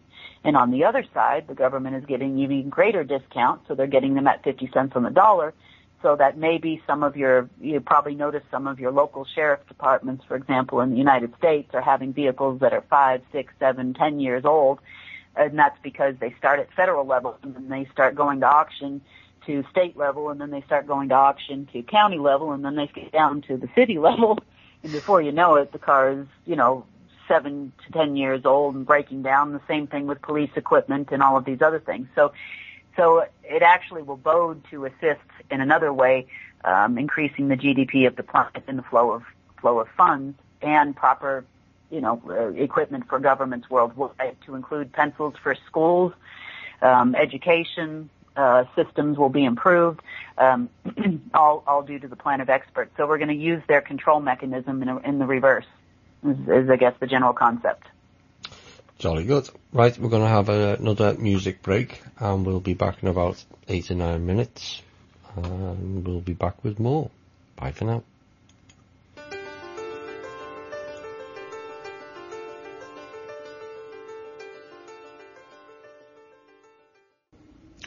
Hi all, and welcome back to the final portion of tonight's show. Lots of information to take in there. Oh boy, but we have some more for you. Some more things to learn, and to get a grasp of. And, this next thing, will be new to most of us. And, there's a saying that most people say: you sell your soul. And most people think it's a figure of speech, except it's not. And somehow they legally obtained implied consent over all the souls in here, as what is known as the monarch law. So can you give us some details on that, please? Sure. I know you've heard a lot of people discuss the SESQV trusts and the SESQV agreements. There are 3 different parts of that. Give them rights over your soul. Now, in order to own a monarch, because only a friend can own a slave. They put the system in place. They are the only monarchs. So, under this agreement, it basically gives them rights over your soul. You do not claim it yourself. Can I just interject a minute? Can you start that Sure. again? Because we had fun and games cutting you out there. Sorry about that. The SESQV trust, or the SESQV agreement, have 3 parts. One of those parts is implied consent over your soul. So only a monarch or a royal monarch can own a slave. Therefore, they appointed themselves the only sovereigns on planet Earth. Therefore, everybody else is subject to slavery. A MasterCard is one that is implemented by two different things. Number one, on a certificate agreement, or blood. And I know you're probably seen these things on about birth certificates and whatnot being death certificates, but it also gives you the capacity at that time to claim your property. So your property is not only the land you own or the money you earn, but it's also, by a very small clause in the agreement, your soul. So due to some agreements at a very high level, level, and agreements they had made, somebody had asked the question once, people, did you sell your soul? And they replied, no, but we encourage people to sell theirs. So the consent, the implied consent, when you do not claim your property by the age of 7, then somebody does it for you. Therefore, they are very busy collecting souls there. And also CELA assists with that. And P-level, on family level, theirs is a given over and over again by consent of accepting sin in exchange for personal gain. So these people running around exercising the books of Solomon and other different agreements is actually not implied consent. That is actual consent. So yes, this is part of the SESQV agreements with the various clauses contained therein, where you are actually dead at the age of 7 because you did not claim your soul. And of course, nobody knows to do that. Therefore, every bit of property you have is actually owned by the trust, including your soul. So the part of unwinding the control structures top down is actually the return of property to all of the citizens of humanity, all of the citizens of Earth, basically. So that is something. So, and the internet, they mention a lot about trust and nature, and it's not really written inside the trust as you may think or as they imply on the internet. Yeah. So there's been a lot of discussion recently, and of course the leader of the OPPT, Oops PT as I've now named it, and their 4-year loop. Of course, these people were around in 2012, 2013, promising people 5 or 10 billion in gold and basically claiming your estate, state again. And of course, Heather's now been arrested as part of the Treasury direct account stuff as well. But you have the full story on OPPT and what they were doing and why these people are being arrested. Attempting to defraud the U.S. government for money is a federal offense. Number one. Number two, the accounts that they refer to had nothing to do with the U.S. government Department of Treasury. Not at all. Not even a little bit. They existed before the U.S. existed. So, attempting to siphon funds from the Department of Treasury is not in any way a factual statement by these people who are perpetuating the fraud. In having discussions with the kingdom people, they had explained that of course these people are getting arrested because the government on the level of Treasury, again, as explained again in the control structure, is way down the bottom, right above the people. So the thought that anybody in the Treasury Department has any idea on what you're talking about is a fantasy at best, number one. Number two, these accounts were never located at the Treasury Department. And obviously it had to do with a lot of different agreements, nor at the Federal Reserve.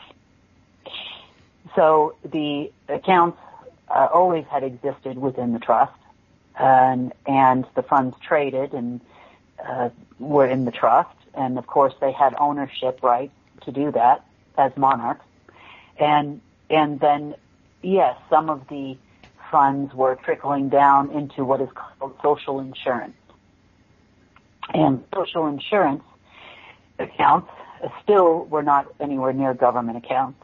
They were more on the slave master level, and social insurance was intended to fund programs that would be helpful to you as a person, which actually was more like another control mechanism, but it was due to fund public education, free public education, food stamp programs, government assistance, access to health care for the poor, and the government was supposed to receive monies for these budgets that they agree to. For example, in the U.S. it's Congress, UK it's Parliament, and in other countries various versions of the Duma, etc., and to disperse these funds to the people. And these agreements were made well over 100 some odd years ago, and very little, if any, went into these programs in comparison to the amounts generated. So most of the time they went into other activities, which probably nothing you would have agreed with. But it happened, and our new funds, or gold, or any variation thereto, in a manner of speaking, well, yes.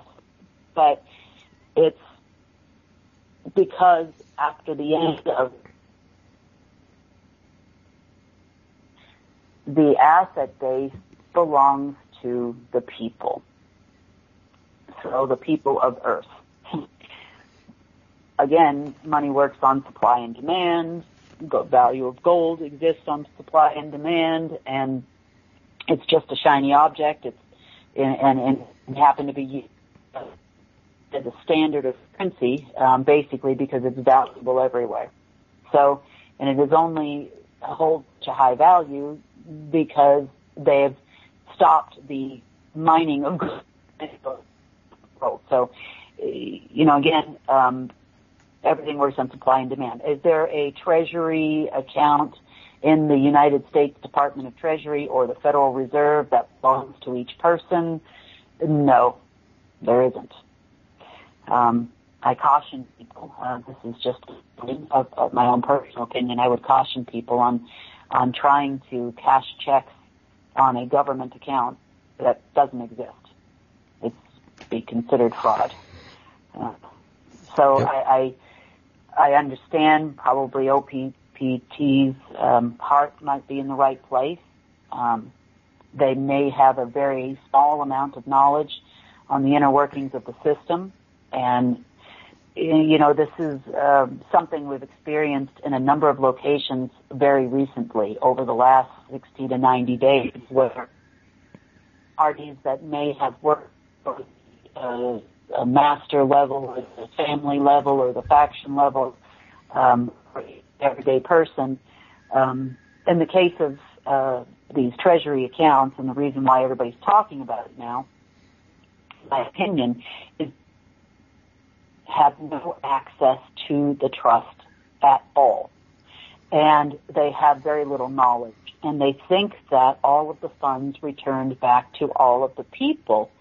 Therefore, they're trying to use people while they're still slaves to get their funds back so that they can then take them out of the banks. Because they've basically depleted all liquidity of the banks worldwide. They're actually they're sending out notifications for people that were owed money, may or may not have worked foundation,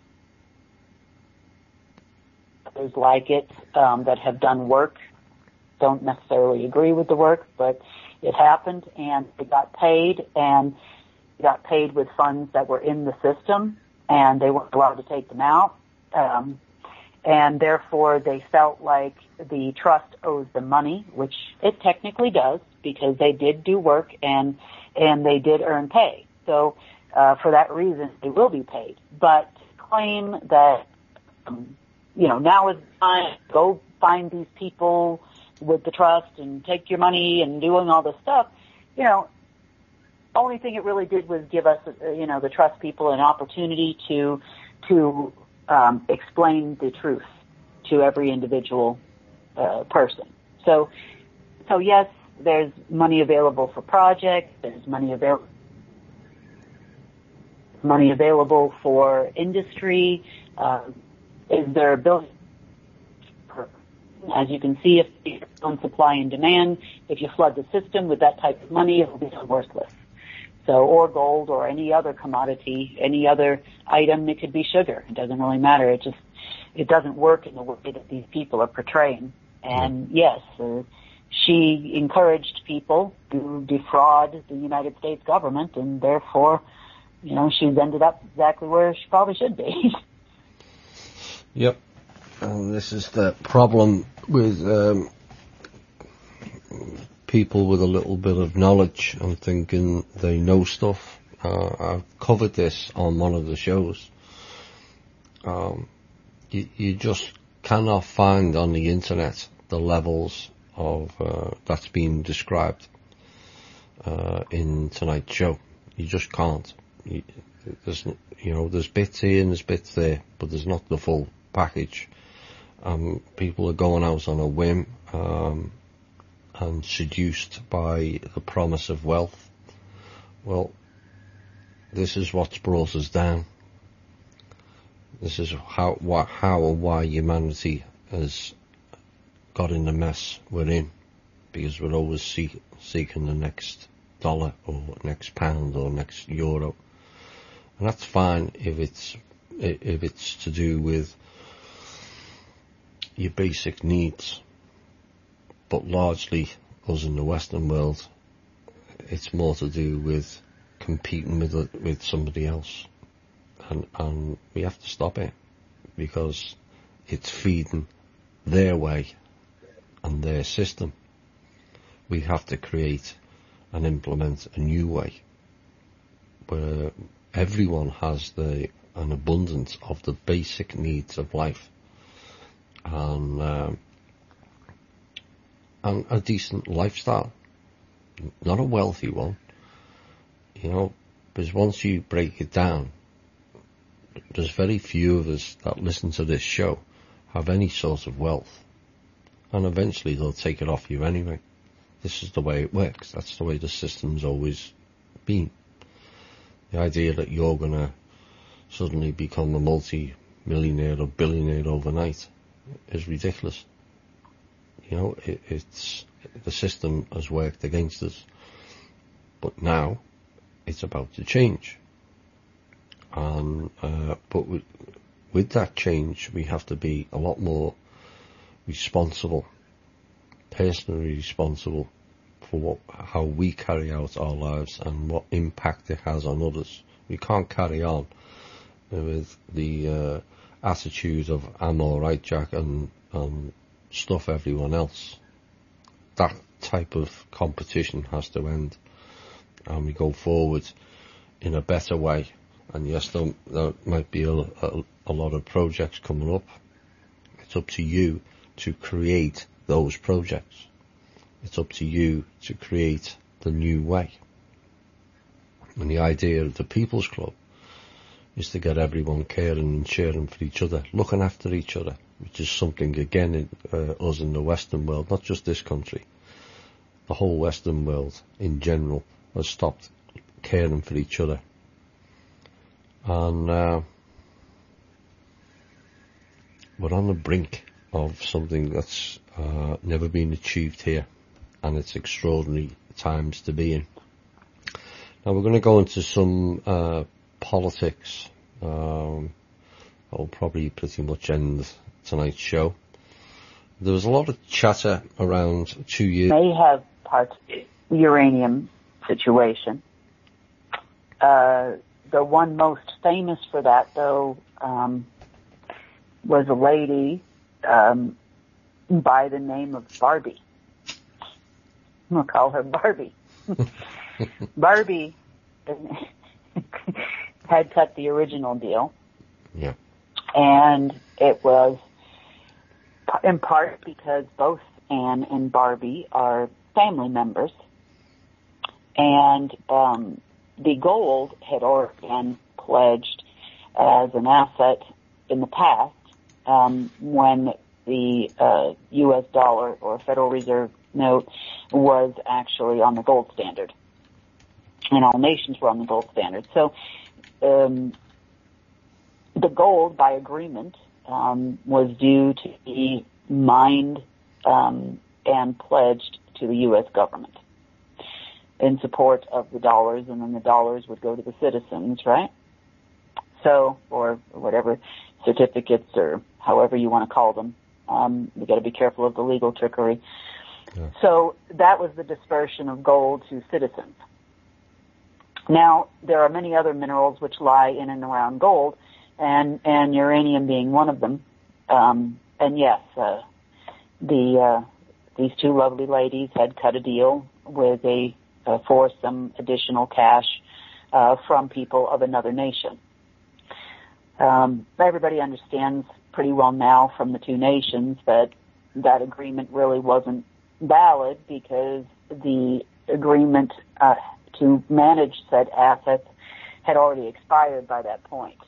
The BLM is a department of the United States, which is supposed to oversee and manage the land itself. The assets underneath were pledged to the trust and leveraged time and time again until there was nothing left to leverage, and therefore the asset base, the U.S. went off the gold standard. Does that mean that it cannot be fixed? Of course it can be fixed, but the trust will not release the BLM asset base, mineral base, to anyone other than the U.S. government per agreement. And that is after the U.S. government becomes a sovereign unto itself. It is no longer under the control of any master trust, nor any other monarch, other than obviously our commander-in-chief, the President of the United States, which is currently Donald Trump, contrary to popular belief of Anne and others. He is the president. So hopefully those negotiations are taking place. I've been in negotiations off and on for about 6 months. Every time, the negotiations get so far, the family members come forward and say, we've got this now, and some guy, sits in some chair, special Illuminati chair somewhere, and sits there and says he's been now the Pindar, and then, we're off in the running again, and then a couple of years go by, and the guy realizes sitting in that chair is no different than sitting in the lounge chair or a footstool or any other chair. And then the next one jumps in and is promised the moon and stars, right? So, yep. There were negotiations going on last week. There'll be more negotiations going on this week and the week after with members of the trust. and hopefully we can come to a conclusion that, the nation needs to be a nation unto itself. The asset base is there. It is supposed to be under the management by the order of the Constitution of the of Congress. God help us. And and then of course dispersed by direction of Congress through the Treasury Department. So that is what the Constitution reads, and that is what is supposed to take place. So hopefully, there are some educational tools going around.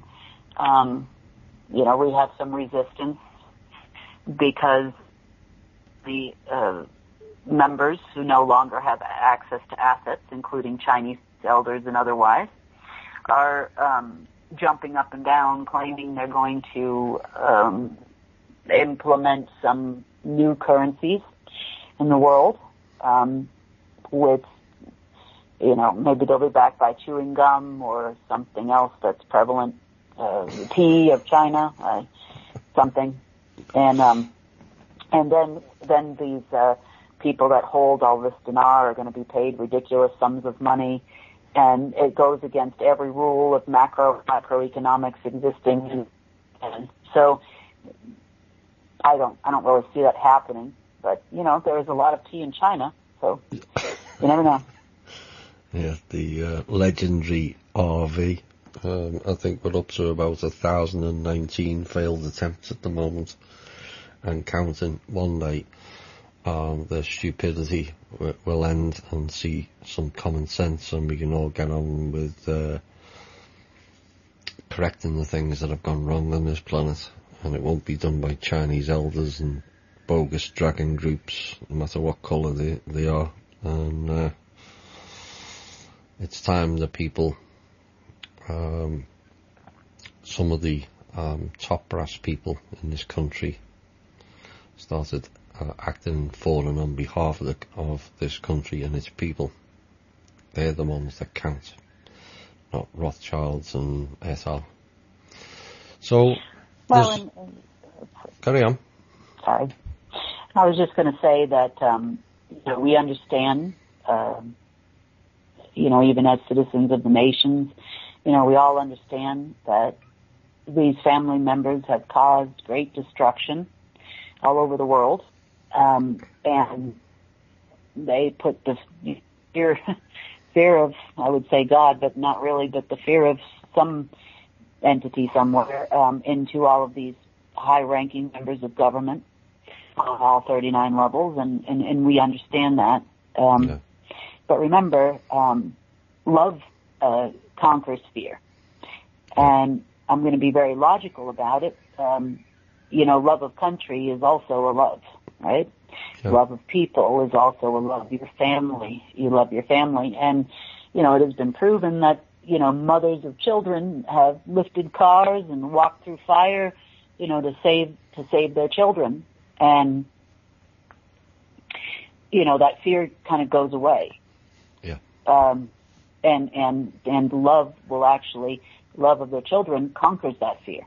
And it's the same that I believe can happen within governments, is that if everybody stands together, and there is nobody, because these guys are, they're not going to get out of their fancy chair and shoot anybody. They don't get their hands dirty like that. No. So, if there's nobody left to shoot and everybody's banded together, that unity alone will overcome that fear, and as hopefully a mutual honor, loyalty, and respect for one another. You really can turn this nation around. Absolutely. Really in their hands. Yep. So the people are waiting for you. We're here to support you. We will provide the platform. Just step down and come and be a part of the real change where we all survive and prosper. So there's a lot of toing and froing with the Trump cabinet team at the moment. where is he at, and we are currently with in regards to the American government? Well, in my understanding, the Kingdom of Manna teams and some of the trust teams have some mutual friends. And for that reason, he's been afforded a bit of education and an opportunity to do what he's doing. In other words, he's calling the fake media the fake media. He's doing things that other presidents have not done, which I think is a really good thing. By the same token, he is in the run, the party that won 1,089 contracts, but he's up there right now. These family members and people you call cabal members, which are basically family members to some lesser slave degree, they're at his throat. He's not conforming to their requests. He is having his associates read laws that contain little clauses here and there which obligate the United States to another 100 years of slavery or whatever the clause is, and he's not buying it. It's the reason why you see all these fights going on over health care laws and the Paris Climate Control Treaty and now the sanctions, Russian sanctions.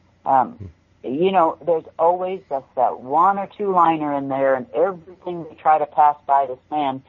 But you can say a lot of things positive and maybe a lot of negative things about Trump, but the one thing that he actually is, he's a second generation very good businessman.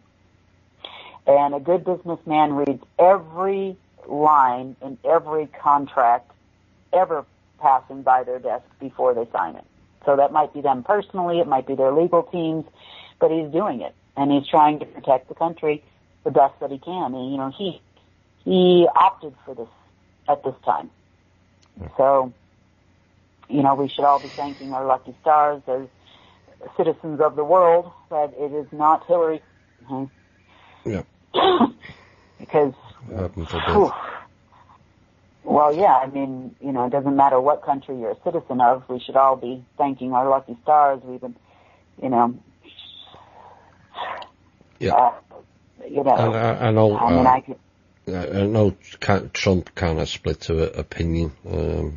There's no sort of grey area with Trump. People either love him or they hate him. But whether he's the ideal person or not, if Anna had got in, then Bedlam would be reigning on this soil, because some of the things that she had already implemented or thought she was implementing, but she thought she was going to win. It was almost guaranteed. Basically, she'd signed America away and its resources, as I understand. And so, I'm not a great lover of Trump, but if he's doing the right thing, he's doing many right things. Some of the things that I don't like, I will say, but there's an awful lot of pressure being applied from all angles at the moment, with the different factions not too happy, and they're all fighting each other, and it's not an easy environment, and we just have to wait for it all to settle down and see where it all lies, and maybe we all might be a bit more surprised. Well, we're all learning, and a president is God. They are not the person on every aspect of what to do and what not to do, and that's going to be a really tough job. The families are going crazy, the factions are going crazy, there's no order to the order, all the way up to the top, people are disappearing left and right, and And, just like every single one of us, we all get up every day and try to do the best we can. Yeah. That's just my own personal opinion. Yeah. And there's not enough money or power or anything else in this world to get me to sit in that chair. I promise you, that's a tough job. So, it's like anything else. This is a democracy, and we're entitled to our own opinions, and that's why we all are supposed to be able to vote. And, everybody has an opinion. Yeah. Know what's going on up there really in the closed doors, but I think everybody's trying the best that they can, and maybe as politically correct as some heads of state, but got to hand it to him. He's standing in there, and we haven't lost yet, so that's good. Yeah. NATO seems to be a big issue politically at the moment. Of course, they, if I'm not mistaken, that was also roped in with the Paris Climate Treaty, if I'm not wrong. And I suppose we also have to include the Rothschild family with NATO as well. Well, and this is a rumor, so we'll leave it at that. The rumor has it that the American families, and I'm not referring to military families or average everyday families, so we're really talking about Rothschild families here, have an intention of closing up shop in America after they've bankrupted it and moving to Norway, in which they'll have their own private army, which is no longer the U.S. military. It'll actually be NATO. So they are in control over the world's largest military force, known as NATO, that they should, and they're trying to grant NATO sovereignty unto itself.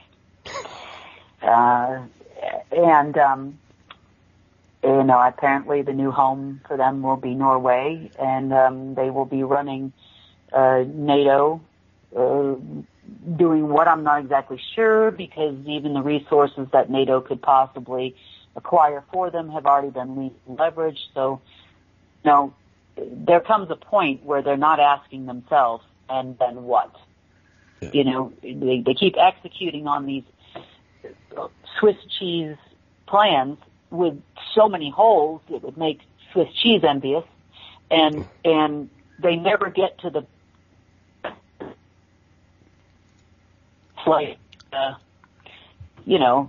starting your day and forgetting to brush your teeth and put on pants. Yeah. Everybody's got a plan, when they walk out the door. I know I do like keys, car keys, checkbook, big card. I go through this list every day when I leave the house because I have so many things going on in my mind. But these people are forgetting some really big components to having a successful day. So, but that is the rumor. That is the plan. NATO has been very busy on trying to collect money from nations that do not have it to give, number one, and number two, it's an insult to every allied nation's military that in the face of an enemy that they together with their current military force and their current military equipment and defend the nations against a foreign enemy. I don't know why you would need duplicate military bases in places like, this is just a matter of my own personal opinion, but why would you need a duplicate base, say, in Germany? Germany has its own military. It's had its own military for many, many years, and why do they need a NATO base there, too? Yeah. Same thing here with the United States. The United States is that military bases all over the world. Why do they need a third-party entity to help them do their job? So it's like double dipping. It's like the only thing that you can actually come to the conclusion is under the SESQV agreements and other agreements like that, and subsequent agreements, they feel the need to have their own military force, which is actually a good sign for the United States of America, because that must mean that the U.S. military is no longer carrying out their orders blindly anymore. That's all I could guess as a matter of personal opinion. So now they're trying to do the control over NATO to collect resources that they already collected a long time ago and pledged to another third-party entity, and they have nothing. So. Oh, well. So, we've covered recently on the show about them raiding, and you mentioned it earlier about they've raided JP Morgan and tried to empty their asset accounts, and Bank of America issues. And there's also reports coming in that they've now started raiding the accounts of not only the cabal banks, or known as the cabal banks, but also high-level family/cabal members. And this is, to me, is a sign of the desperation. Is that correct? Well, sure. There's, in order to keep their well-oiled corporate structure in place, you have to feed the. I was gonna use a bad word. You have to feed the structure. Yeah. So, they don't call pork. There's a term, a government term or a term in lobbyist community about, you have to pay the pork, right? Well, that's a nice way of saying something else. So anyway, you have to feed the structure. You have to keep the structure working. I mean, if the lights go out at CNN, who's going to delve out fake news? And because there really is no more money, they're starting to siphon money out of their own, corporate structure at such a rapid rate. The corporations can't produce enough funds to account for the loss. They're claiming that all these corporations were funded by them, which is not true. And they're claiming they own all these corporations, and they're draining even Seven Sisters, as I understand it. Seven Sisters being the 7 largest oil companies, to which all other oil companies are subsidiaries of. So I've heard rumors about that. I've heard rumors about them draining funds from Turner Industries on CNN. I've heard them draining funds, to the point where these people couldn't even make payroll at time. They've drained all the governments pretty well. The ones that will adhere to their plea, I guess, or have been able to attack them with cyber attacks. They have been unsuccessful at certain places, therefore they put sanctions on these places so that then they have the right to take back all their quote-unquote U.S. dollars, which they claim to own. They claim it is not U.S. currency, it is theirs. It's a very odd world up there. When we say, we've learned a lot from our enemy is our greatest teacher. Yeah. When you start getting past D, P, C level, and even, master level, slave master level, to an extent, or family master, whatever you want to call them, you get past that point and you start getting down into the family level. And, unless I'm trying to really define the definition of insanity, then we really haven't learned anything from these people. No. So most of the teaching came from above that, because otherwise you're getting really into the definition of insanity right now. Like we need to release 7 quad and, into the system, 7 quad in what currency? Well, USD. I'm like, okay, well now how are we going to support that? And, it's going to be worth less than your dinar you're trying to exchange. And, they don't understand what I'm talking about, so just forget it. Yeah. I cannot explain to our members how flooding the system with any sort of funds. I know there was 2 figures mentioned of somewhere in the region of 170 trillion, and then another one in 80 trillion, and it beggars belief to go into one country, and it's like you say, it's they are unsane because it's just you can't you run out of words to describe the levels of stupidity that they are prepared to go to now to keep hold of a system that's already failed, and it has failed. Well, they spent all this money, it's not like, it came out of the system, and at the time, there were plenty of assets and contracts and global trade and whatnot going on, and it's simply been spent,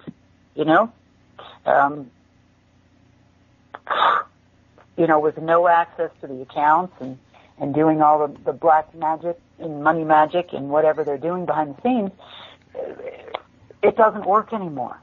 Nope. Where it just doesn't work. And they're going to continue doing this, probably till the end of days. So, in our opinion, at least in my personal opinion, it would be more fruitful and important to work with the government level on down and fixing the planet. We have 8 billion people ready to go to work, ready to do whatever it is their passion is and whatever it is they love to do. And I think that's all we really need.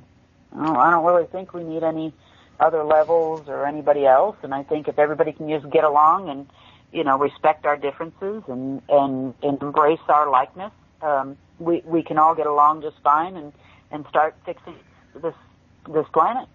Absolutely. Yeah. Well, it's going to be the final question for tonight's show. And because I know many people who want this question asked. We always ask the tricky questions on this show.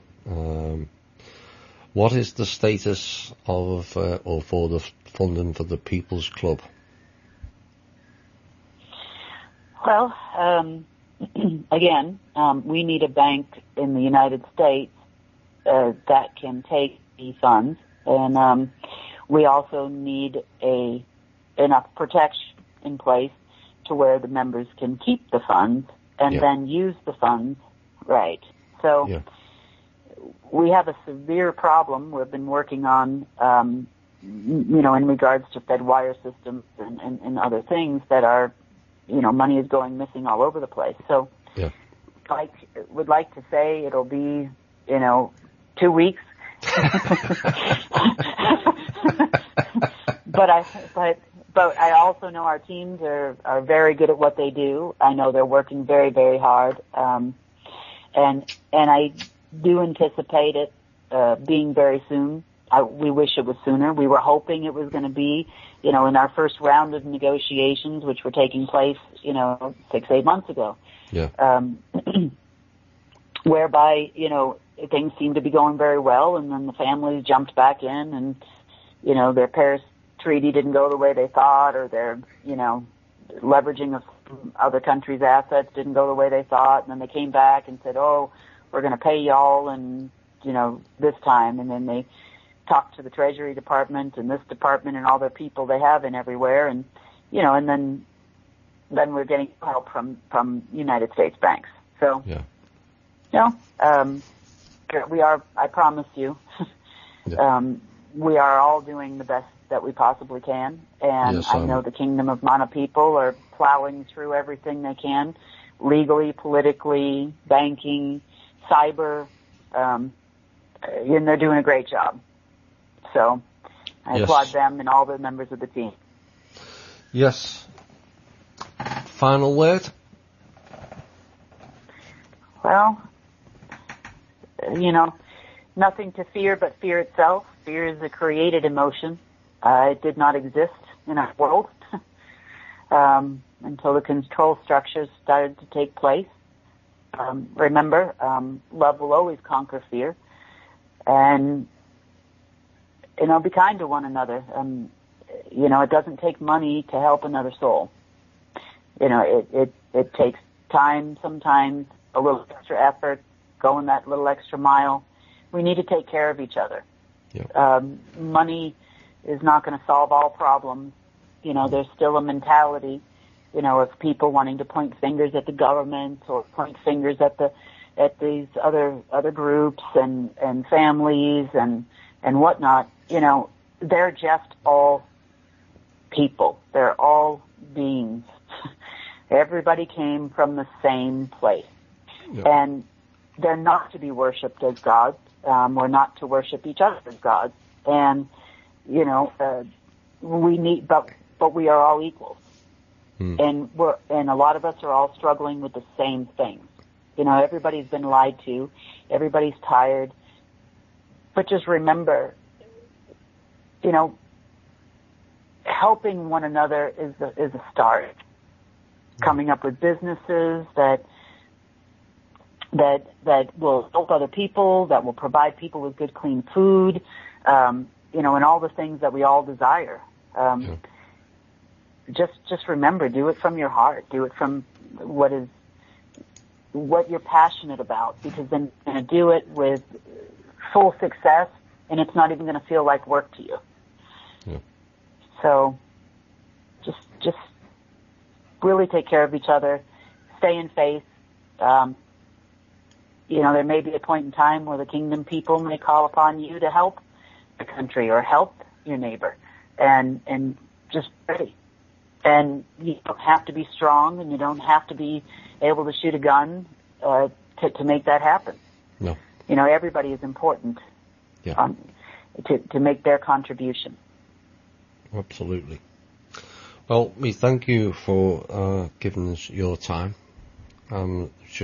Reading some of the comments, everyone really enjoyed it, and hopefully now the members and the people who listen to this show and the other people who are listening for the first time see where we've been, where we are, and where we intend to go.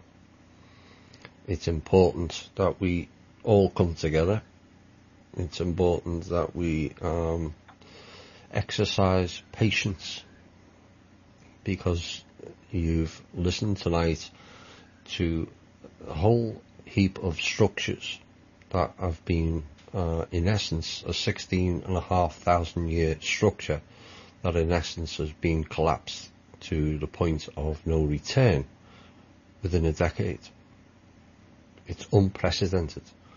There's so many different levels to it, and there's so many different things that need to be fixed and worked upon.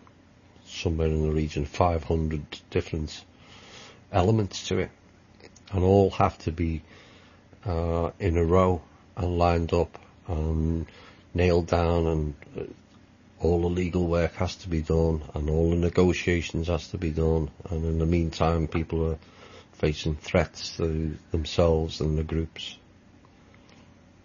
So I hope our listeners now have the full picture of what is taking place here, because this is probably the best time ever on this planet to be alive on this planet. It mightn't feel like to certain people, as people are struggling in different ways, but boy, are we in for a fun ride going forward. We are close, we will prevail, and we will go forward on this planet in a better way than we've had to absorb over the many, many thousands of years of their control. But we must create a system that's better than theirs, not replicate it. This is where the cabal, as we call it, failed. They failed to step into the void that was left by the higher control system, which has all collapsed. They couldn't do it. They failed. We have to step into the void of their failure and go forward towards a brighter future. If you lead life in love and care, you will prevail. If you lead life in fear and anger, you will fail. Feel free for you to be the person you wish to be, not the person who conforms to what others want them to be. You are a multi-dimensional being operating simultaneously on many levels. You are not here to conform. You are not here to be stifled. You are not here to be enslaved, and you are not here to be abused or to compete with your friends, family or neighbours. You are here to be the best you can be and do so as the crown of creation. Now go out with the confidence of who and what you are and excel in yourself, and in doing so inspire others. Everything you ever wanted is on the other side of fear. This has been a special show of the Truth, Honour and Integrity. My name's Thomas Williams. Bye for now.